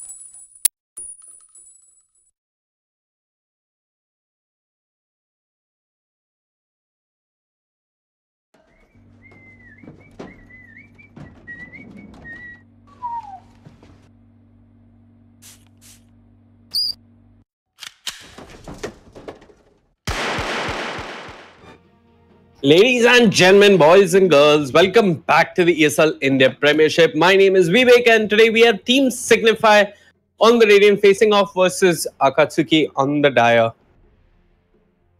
I mean,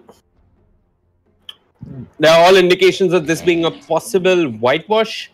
But what's interesting is that Signify are playing without Skemblu. Now, I don't know what the issue is. Skemblu wasn't around in the earlier game that Signify were playing in the Duo Arena online qualifier. Possibly he's just taking a break, or you guys can feel free to speculate the worst possible outcome here. Anyway, over. He's still around. He's still in charge of the draft. And he's gonna ban out pesky. I mean, the pesky heroes that have become the meta, the Lich, the Night Stalker. While Akatsuki banned out the Venomancer as well as the Slaughter, and Signify opened with an Earthshaker. Xrag has played the Earthshaker in the offlane in the past, but we could see Signify run this as a 4-position Earthshaker. First pick, going in favor of Signify. They're not going to waste any time, get their hands on the Earthshaker. Akatsuki do, however, had the option of last picking in response to Signify's very last pick itself, so we might see some good old counter picking. Akatsuki, they're going to open with the Shaman, so they've got a fair amount of push going in their favor. Can take those early towers with the Mass Serpent Wards. They're probably going to look for a 4-position support here. We could do Tusk, Sand King, whole lot of options, but they're going to pick up the Nectar Force straight away. This is slightly problematic when you haven't banned out the Ancient Apparition. But instead, Signify just going to go for the Nyx Assassin. Now, the mana burn is great versus the Nectar Force, and with that additional 25% magic damage that he takes in Ghost Shroud, it could do a whole amount of damage to that Nectar Force early on. 10 seconds remaining. Next set of bans for Akatsuki. I wonder if they're going to ban out the AA.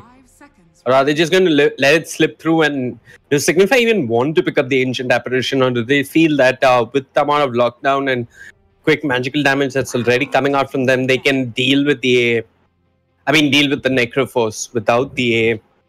Going to ban out the Tinker on the side of Akatsuki. This is rather interesting because I have seen Akatsuki pick up the Tinker in the past. If I'm not mistaken, Om Mane Pemba something plays the Tinker. But this time around, they're just going to ban out the Tinker themselves.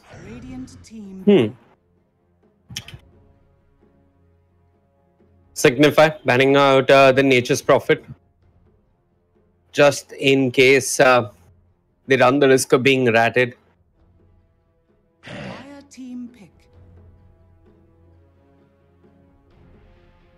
And Signify, they're also going to ban out the Viper.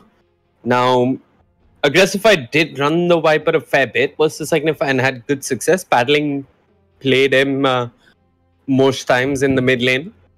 10 seconds. And Signify do not want to struggle with any of these pesky heroes in the mid lane. Akatsuki, they're going to ban out the Lifestealer in case there's any possibility of an Infest Bomb with the next Assassin. Well, it no longer exists thanks to the Lifestealer ban coming out from Akatsuki. Next pick for Akatsuki, probably something on the 4 position. Maybe an offlaner if they want one.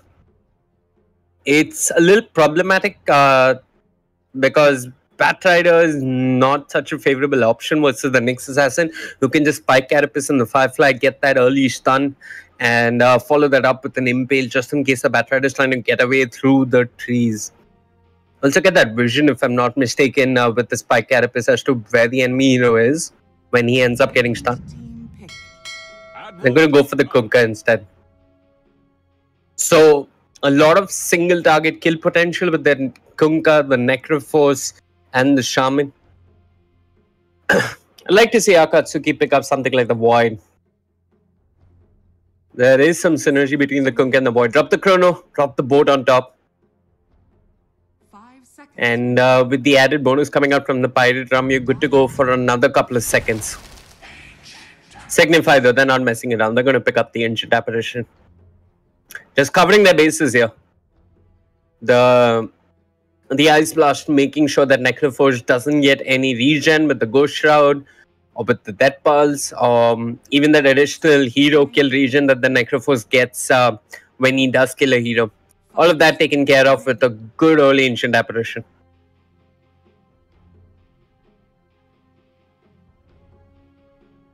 So I presume you're going to be looking at an offlane Shaker, a 5-position AA, and a 4-position Nyx. We could just run the Nyx in the offlane, which is rather tempting as well, because you can get him to hit early 6, get that Vendetta up and going, and set up kills across the map in conjunction with the AA and the Earthshaker.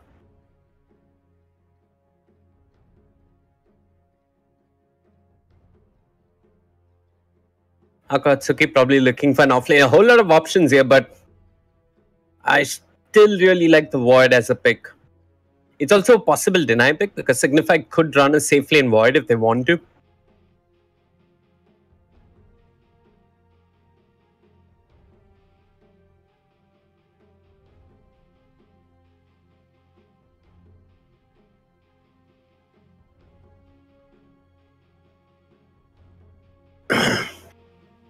Radiant team pick. Phantom Assassin.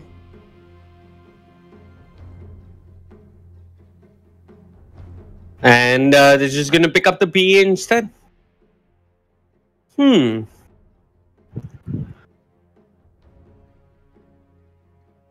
seconds remaining. 5 So, seconds remaining. I'm assuming this is going to be a safe lane PA and a mid Necroforce. And we're going to possibly see a last pick offlaner coming out from Akatsuki. Now the Magnus is a very tempting proposition for Akatsuki instead of the Void. You got the Empower, which hugely benefits the PA as well. And provided the Magnus can get a good RP off, you could have some nice follow-up coming out from the Kunkka. Signify, they're just going to reveal their mid lane as well. They've picked up the Lina last ban for Akatsuki. Looking to ban out a safe laner, someone who does well versus the PA as well as the Necroforce. You could ban out the Juggernaut because he would be building into a Diffusal to deal with the Necroforce. You could also ban out the Slark, somebody who naturally builds into a Silver Edge just to deal with the evasion coming through from Phantom Assassin's Blur.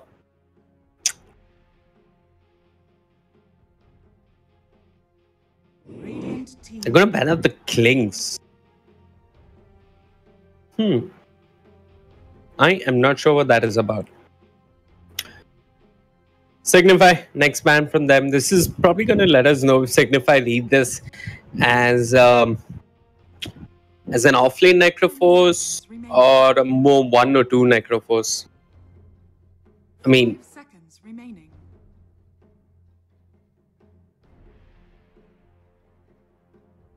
offlane Necrophos isn't unheard of, but it's unconventional and risky as well. And if Signify are looking to ban out offlaners, I'd like to see the Magnus or maybe the Void just get banned out. One of those two. They're going to ban out the Buck. Huh. Signify looking for a hero for Blizzard. You got Juggernaut Sven, Morphling, Slock. Maybe a safe lane Void if you want. 10 seconds remaining. Whole lot of options here for Signify. 5 seconds remaining. Monkey King? Why not? They're chewing through their reserve time here on the side of Signify.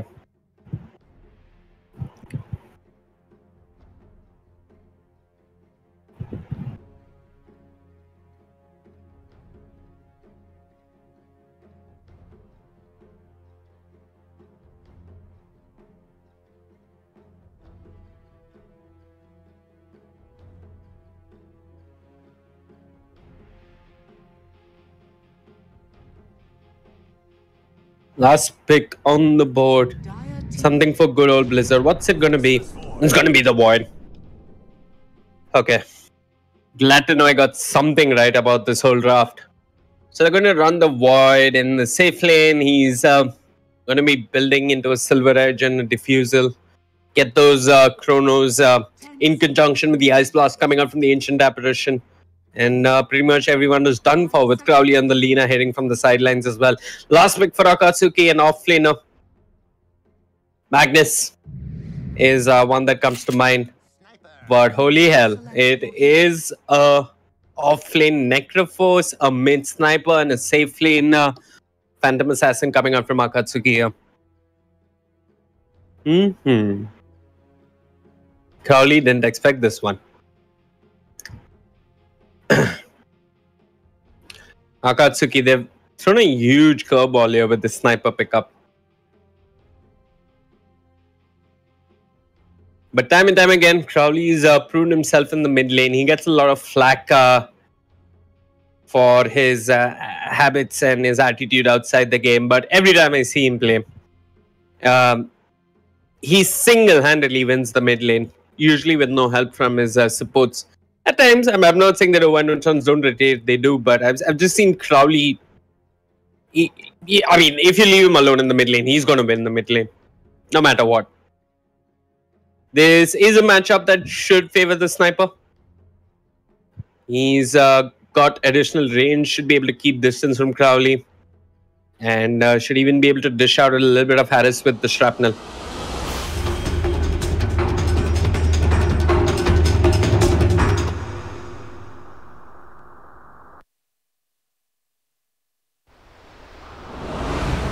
Yeah, but I'm just going to keep my eyes on the mid lane. See who comes out on top over there. And get the camera settings up and going. Oops. Yeah, there we go. Okay. Quick run through of the lineups for the side of Signify. You got over the captain playing the Nyx Assassin, Crowley going to the mid lane with that Lina. No Chance going to be playing the Ancient Apparition, Void in the hands of Blizzard on the safe lane. Earthshaker going to be handled by X-Rag. And for the side of Akatsuki, you got Axel playing the Necrophos, Pomane Pembe Edge playing the Sniper Phantom Assassin, going to be handled by Madara. See yourself playing the Shadow Shaman, and that leaves us with maybe Pain on the Kunkka. A lot of team fight coming out from Signify. And a lot of single focus heroes coming out from Akatsuki.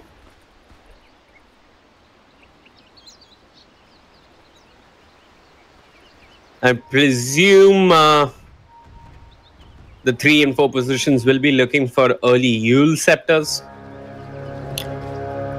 And somewhere down the line, Earthshaker is even going to be looking for a Lotus Orb to deal with all this single target lockdown and control coming out from the side of Akatsuki. The Lotus Orb would be great versus the Necroforce and the Shaman. Even the Kunkka. The Yule Scepter would be nice versus the Kunkka. To disjoint the X marks the spot along with the Torrent combination. And here's something you don't see too often. Teams being the aggressors versus Signify. Crowley walks up to the slope. The shackles are there. And there's no immediate help over.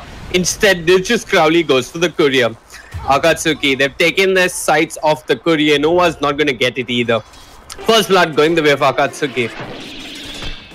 He did manage to do a little bit of damage to the sniper, so that's at least going to force him to use a sal. TP dropped in base, possibly for Crowley. Good stuff coming out from the support on the side of Akatsuki. Axel on the Necroforce in the off lane. Should be fine, should be able to get his levels. LSA does connect in the mid lane.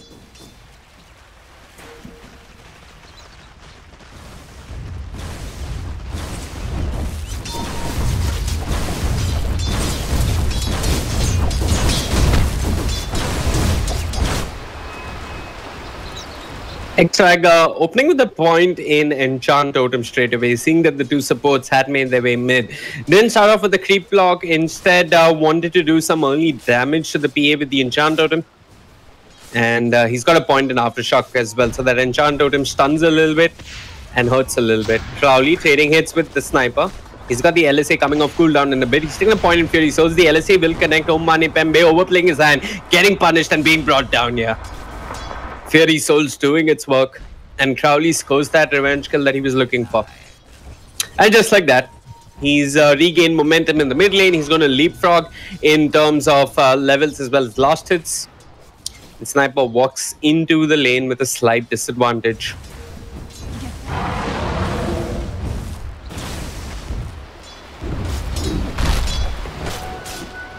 Oh, bounty!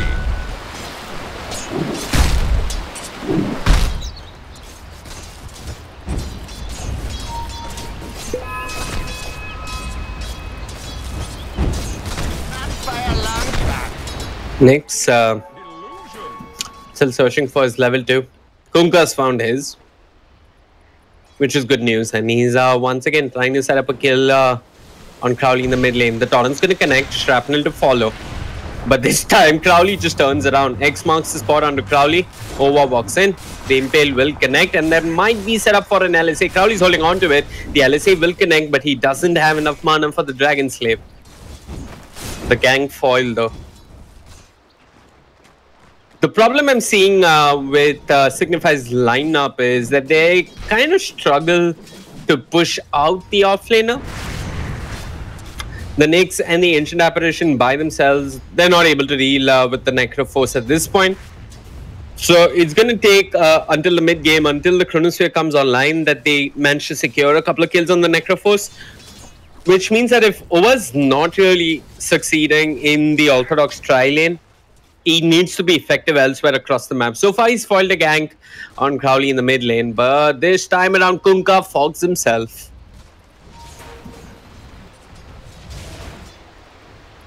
Crowley, he's got his bottle flying out to him, if I'm not mistaken. Yep, bottle and clarity.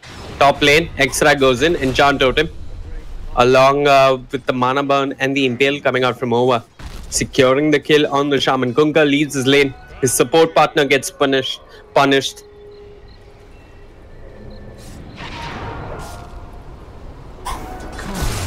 What I'm surprised about is that the PA is actually struggling to get last hits. Get the X mark off. They've got the shackles. This should finally be the death of X-Rag. Does manage to get a 3-man Enchant Totem, but they've got the Hex. They're trying their best. He's buying in panic. Ova's come to join him as well. The Impale will connect. And Ova's going to find a kill in response to the greed coming out from the Kunkka. Crowley's got an Arcane Rune. Life is just going to get worse for the sniper in the mid lane. And they're doing a lane switch of sorts, is it? Necroforce TPs to the mid lane with the Sal. Okay.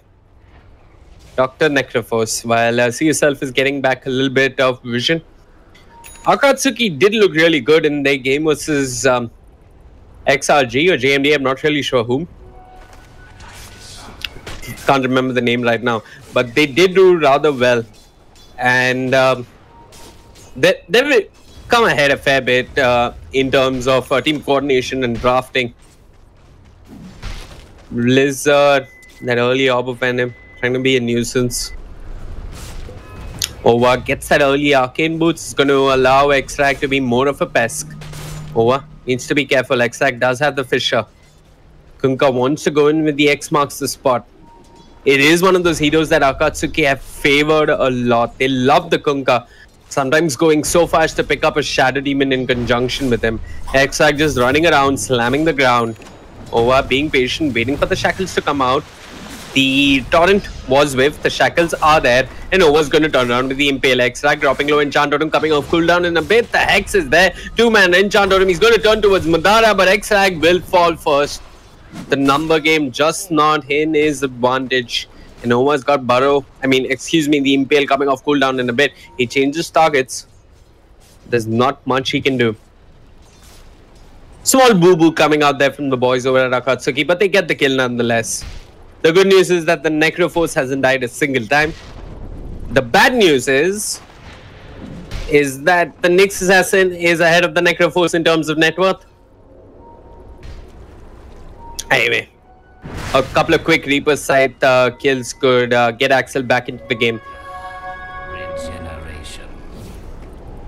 Strange bit of efficiency there coming out from the Necroforce. Pops the Death Pulse, waits a bit, and then picks up the Regen Rune. But he was already at full HP and mana after popping that Shrine. Mid lane, Kunkka and Shaman once again trying to enable that sniper and help him get back in control of this lane. But Crowley deep in his jungle. Kunkka even perches himself at the hill between the tier 1 and the tier 2, but Ova spots him out. The Impale will connect. Is there any backup on the way for Ova? Not really. Just going to drop an Observer and back off for the time being. Gang foiled. No Chance and Blizzard are having a go on to the Necroforce. He's caught in the cold feet, but he's just going to turn around. He doesn't have the Reaper side just yet, but Blizzard might just end up going down either way. The supports from the side of Akatsuki being everywhere. Omnipresent and omni-nuisance as well they are. Xrag level 6. Senses that he could kill Madara. Got 3 points in Aftershock. Waiting for a bigger creep wave. Ova looping around the mid lane. Omane Pembe sidesteps the Impale. Knowingly or not, we'll never know. But he's alive and they're trying to turn this around. Spike Carapace is going to push back the sniper for a bit. Shaman runs in with an Invis Rune, a boot and a Windlace as well. He's got Ova held in place. Lina, Crowley, he's got the LSA. Senses the possibility of a kill. The LSA will not connect. He's dropping low as well. He's been controlled with the X marks the spot. They're going to bring him back. Is there any follow-up? Yes! Shaman has the shackles. That's 2 dead for the side of Signify, or maybe I spoke too soon. Crowley's turning it around. He's dropped the Laguna and the Dragon Slave, securing a kill on the sniper, sidestepping the torrent while his buddy Xrag scores a kill in the top lane onto the PA. Well, they lose the Nyx, but they get to cause. And indeed, I spoke too soon. Xrag committing the Echo Slam there.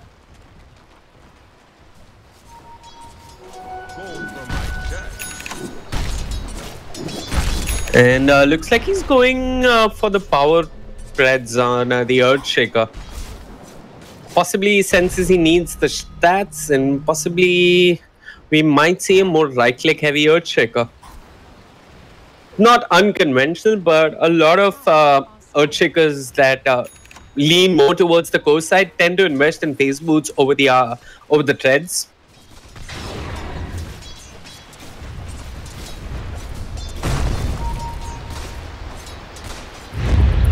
Smoke coming out from C-Self and Axel. They're wrapping around towards the top lane. Like Crowley and Xrag away at them. I mean, it's not really ideal to go for just the Nyx Assassin. They see Crowley. But they're wrapping around towards the mid lane. I mean, Axel didn't really need to be there. They could have held their position, but they're just going to wrap around and try and take the tower. Crowley being careful with his positioning. Shaman sees him, pings him. But Axel as well as Ommane Pemme, who's really making my job difficult with that name of his. Anyway, headshot, Reaper side coming off in a bit, and Crowley's dead. Over a second delay. He's trying to find something here in response, but he's got no real help. The mid tower falls. Not something you get to see too often versus Signify, but Blizzard's here. He finds the Shaman in response. Axel on the Necrophos, making a run for it towards the Radiant Shrine. He's got backup on the way. The Kunkka is there with 3 points in X. X-Rag though could be the next one to fall. They've got the dagger. It's going to slow him down and let the Torrent as well as the X marks the spot follow up. Madara jumps in, a quick death pulse. Madara cornered by the Fisher. But Ova didn't feel like he could reach him. Ova still level 4 at the 11-minute mark, while No Chance ends up falling on the bottom lane. Blizzard did make his way to the mid lane to free up a little bit of space. Top lane, another Fisher. The LSA is there this time around. The Laguna committed as well, but it's X-Rag who gets the kill, and it's X-Rag who ends up falling. The boat comes sailing through, but Crowley doesn't give a damn. He goes in for Madara. The LSA connects. Dragon Slay to follow. Ova's got the mana burn. Impale coming off cooldown in a bit. The Impale will connect. Madara controlled. The blow not enough, but he blink strikes onto the Kunkka and runs straight back towards this tower. Straight back towards this fountain. No Chance. A lot of things seem to be crashing and burning for him, because that's pretty much all I've seen him do this entire game. Mid lane Blizzard with that little bit of space that he has. Tries to apply a little bit of pressure onto the tier 1. 11 minutes in. Signify have lost both the tier 1s and not found a single tower in exchange. No Chance is getting closer and closer to 6. He's hit his 6. And another 40 seconds. I sense them teaming up to have a go. Ova's hit 6 as well. Once he pops the tomb. There he is. And they're prepping for a kill on the top lane. PA with that headrest, which isn't going to do much good versus the A, who's already sent the Ice Blast somewhere. Where's the Ice Blast? Okay. I don't know if he committed it for a creep wave, not really sure. But Kunkka did drop a sentry which spotted out the next assassin. Kunkka might get punished for it though. The LSA ends up missing. Ova still looking for the big kill on the Phantom Assassin, while X-Rag chases the Kunkka into the trees. Maybe Pain might not be so lucky here. Why couldn't he be out? The lockdown just wasn't there. And finally they're chasing the Kunkka down. A headshot onto No Chance. Keeps him back for the time being. X-Rag sidesteps the boat, turns around with the Fisher. The Torrent will end up catching him. The X-Rag turns around with the Echo Slam. Not sure if he has enough damage to bring down Madara. Might just end up going down for nothing here. Crowley goes in with the LSA, but PA sidesteps it wonderfully. They're controlling the Earthshaker, and they've brought down the Earthshaker. All of the space in the bottom lane where Blizzard is trying to punish the Shaman as well as the Necrophos for their greedy push. And they finally bring him down with the help coming out from the Vendetta on the O1 Nyx Assassin there. 9-9, 9-8 is the score. Akatsuki. They have the lead in terms of real estate. But Signify had the lead in terms of net worth.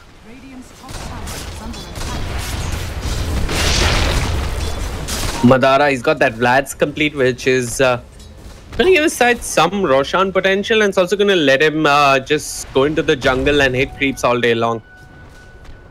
14 minutes, Chronosphere was committed in the bottom lane for the Shaman. Blizzard seems to be going for the Lincoln Sphere, which is going to be nice versus the Necrophos, the Kunkka, and even the Shaman. But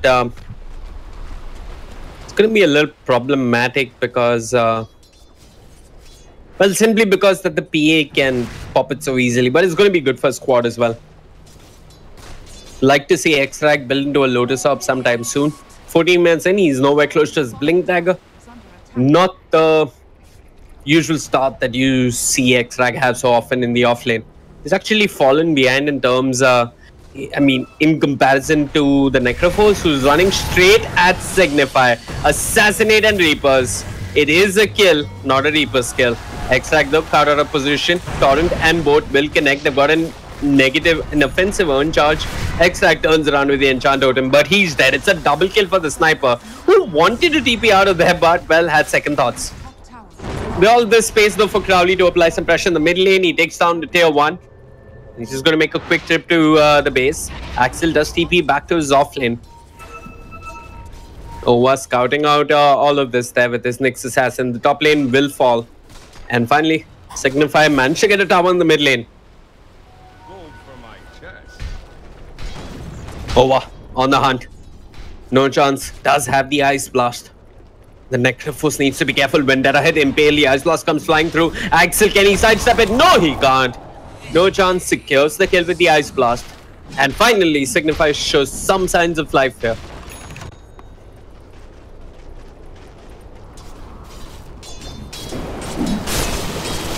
X-Rag really has some catching up to do in terms of farm. They need that Bling Dagger on the Earthshaker as soon as possible. Until then, they've got Blizzard with the Chronospheres. But good, reliable source of initiation would do Signify some much needed help in these early team fights and skirmishes. Blizzard does get the tier 1. No contest just yet from the side of Akatsuki. Over on a scouting mission, moving towards the mid lane. Does see the sniper, but doesn't really know if allies are in the vicinity. Now he does. ESL drops the Mass Serpent wards, goes ahead, hexes Blizzard. X marks the spot onto Over. Akatsuki, they're carrying detection. They're not going to be fooled by one little Nyx Assassin. Although they will lose the Shaman to the Ice Blast. The both come sailing through. The Cold Feet procs on the sniper. They're picking him out. Blizzard jumps in. He has the Chronosphere. He's going to wait, try and catch 2. He's caught with the Torrent though. Maybe Pain walking in. X marks the spot onto Blizzard. They're trying to keep the sniper alive. Echo Slime committed. Enchant Totem as well. Finally, Kunkka might end up going down. Blizzard on a killing spree. Make that 2. And now he's dominating. They're looking for more. PS survives. The mid tier 2 though also survives at barely 300 HP. A team fight going hugely in favor of Signify. Nearly 1,000 gold exchange in their favor. And this can does manage to clip out. No chance. He's just going to drop that Observer and back off.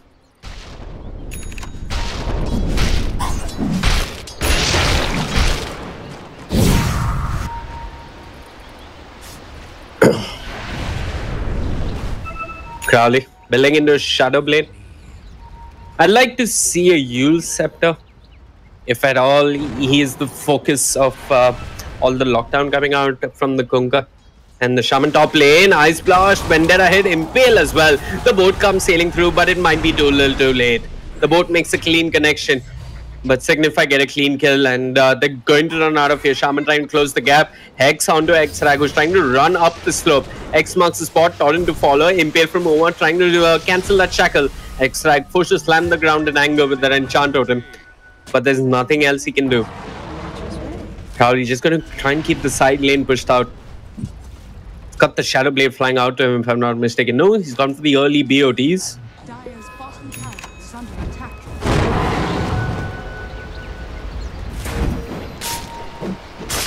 They seen Madara, or they at least pinged him out on the side of Signify. Blizzard, he's got that Lincoln Sphere complete. So, I mean, I don't know. The Necrophos, as well as the Kunkka, need to be a little careful with how they get the fight started. Over. Moving towards the Necrophos.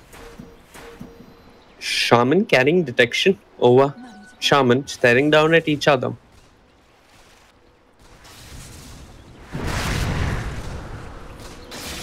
Over. Pretty much knows where most of Akatsuki are. He's going to dispel the smoke as well. Shaman smoke dispels. He knows there's someone in the vicinity, but not quite sure where. CSL drops that sentry. Over. Just playing it carefully from this high ground here. But Blizzard just going to keep pushing out the top lane. He's building into the Silver Edge next, so that he can deal with the PA in these fights. Crowley camping the top lane with Blizzard. A lot of heroes from the side of Akatsuki are moving in this direction. Necrophos has joined the PA as well. Blizzard jumps in. Chronosphere onto Madara. Is there any help coming out from Akatsuki? The boat's sailing through, but it's only going to be too late. The Ice Blast doesn't clip. Otherwise, Blizzard could have possibly gone for more. But, well, Signify got what they came for. Blizzard, though, might get punished as well. Shaman held in place with the LSA. Not going to ensure that he gets the lockdown he needs with that Shackles. And all of this is space for Extract to get closer and closer to his Blink Dagger.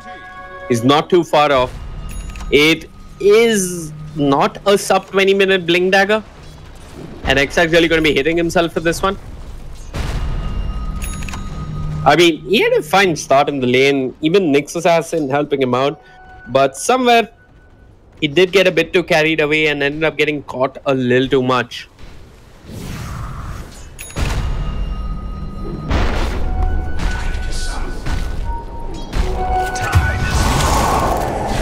What?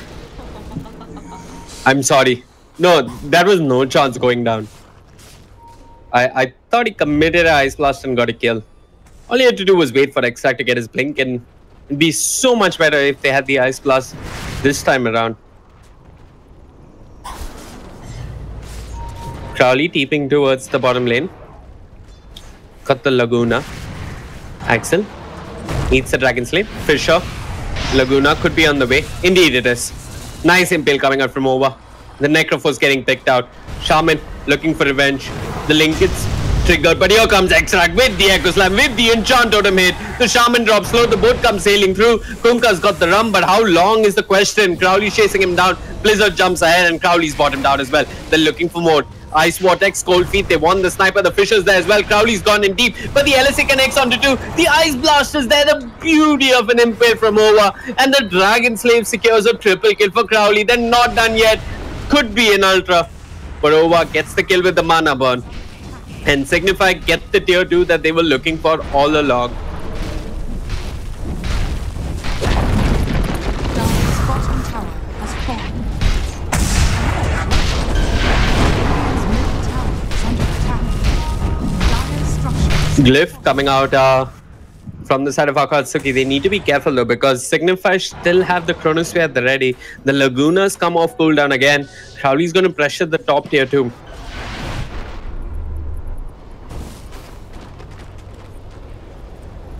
Dire's top tower is under attack.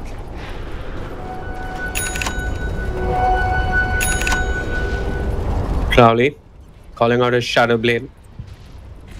He's kept ahead in terms of net worth. Innova's got a gem. So they're going to take away all the vision that Akatsuki have remaining. See yourself caught with the impale. The Ice Blast comes flying through. He's dead. Not much the Shaman could do there. There's honestly not much No Chance can do in this game. It's a little boring what he has to do. But hey, he's doing his best so far. Earthshaker, what's the cooldown to the Echo Slam? 20 seconds. He has it all cooldown. Blizzard trying to prep with a Chronosphere Siege. These 2 gets 2. Ice Blast not available. The boat and Torrent immediately thrown out onto the Kunkka. 2-man impale, and the Laguna will ensure that the Sniper falls without doing anything. Extra jumps in. Axel pops the Ghost Shroud. He's healing up with the Death Pulse along with the mech. The LSA will miss. Extract trying to make a retreat. They've taken out the Sniper. This could mean a tier 3 for Signify if they want to. It's going to be a tier 2 at the very least. Blizzard being controlled with the X marks the spot as well as the Torrent. Ova jumps in, impale onto the Kunkka. Crowley with the LSA, Extract with the Enchant Totem hit. No Chance gets the kill. They're looking for more. Axel out of position. His mech on cooldown. No mana to work with. He's trying to run up to his high ground. Echo Slam, Enchant Totem, LSA. They secure the kill. Make that 2. It's a double for Extract. And Blizzard gets away with murder in the Dire base. They're going to regroup, heal up with these earned charges, and possibly keep going for more. I mean, that certainly seems to be the plan. They've blown up most of the big ultimates, which could be a cause of concern. No Echo Slam, no Chronosphere, and with the Sniper back and then pesky little rain of shrapnel, they're just going to back off for the time being. They've got the Shrine as well. If they want, they could Shrine, heal up. Well, instead this is going to move into the Rush Pit. I think Akatsuki should sense this by now. Extract doing a little bit of scouting with that invisibility rune. Gathering intel that Akatsuki have no clue what's going down. going on in the Rosh pit, but they did have that sentry which scouted out X-Rag. Unfortunately, all the sniper and the PA had to do was wait for the shaman to get in range. But they got greedy, carried away, and ultimately didn't even get the kill that they were looking for. Blizzard needs to be careful, more sentries in the vicinity. Axel just ends up going down.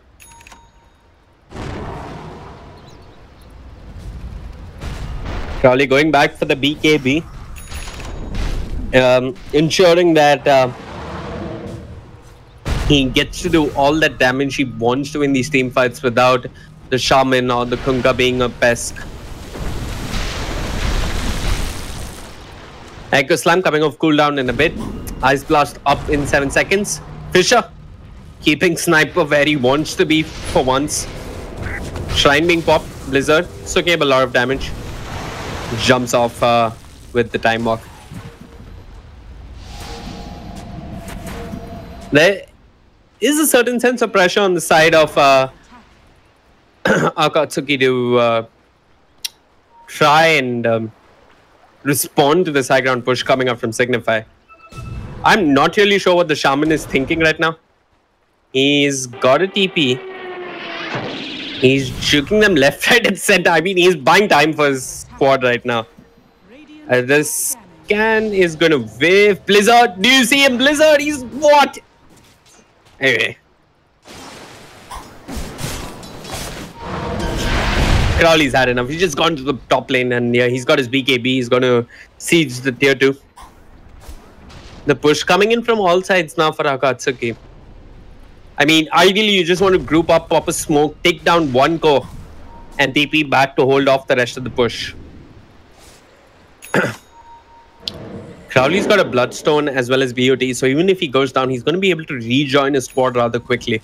Dire's top tower is under attack. But Akatsuki, they're just running between lane to lane like headless chickens at this point. They've even lost that last remaining tier 2.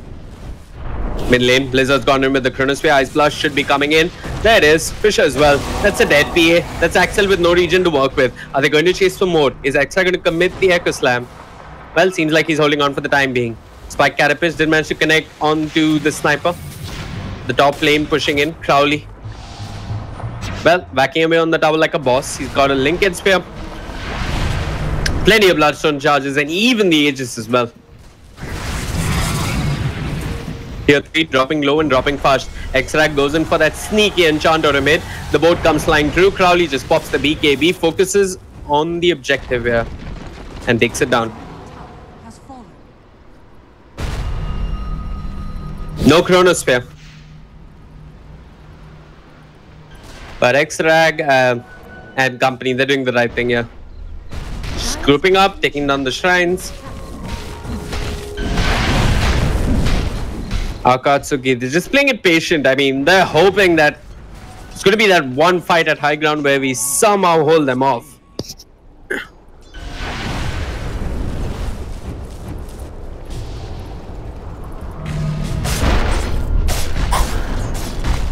Blizzard. A sense that the PA is nearby, if I'm not mistaken. And he scratched that. He's just going for the shrines.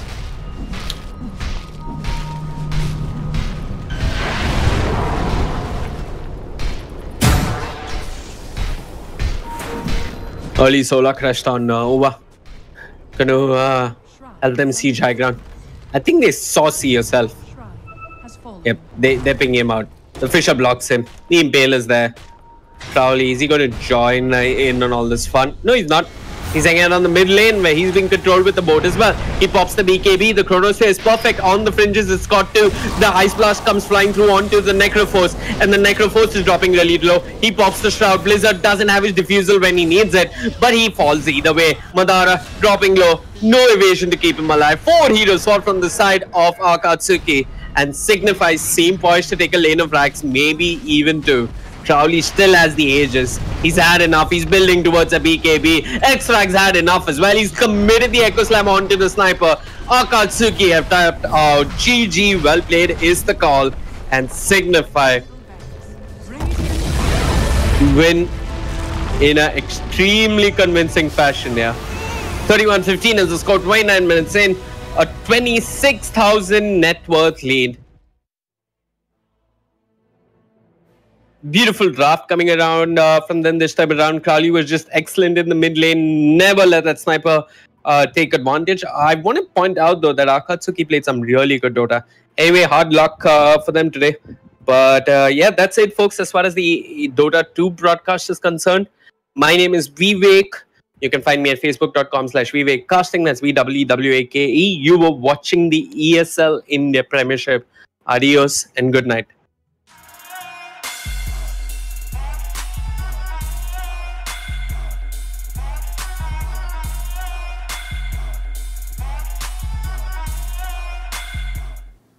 Hello everybody, I'm Angela and we've come to a close of the ESL India Premiership today with Signify's victory over Akatsuki. We have a lot of great games lined up for you guys tomorrow, so tune in at 6:30 p.m. sharp to watch some Clash Royale, Counter-Strike and Dota 2. I'm Angela from Nodwin Gaming. This is the ESL India Premiership brought to you by HP by Omen, Zawi by BenQ, HyperX and organized by Nodwin Gaming. We will see you all tomorrow. Take care, good night and keep gaming.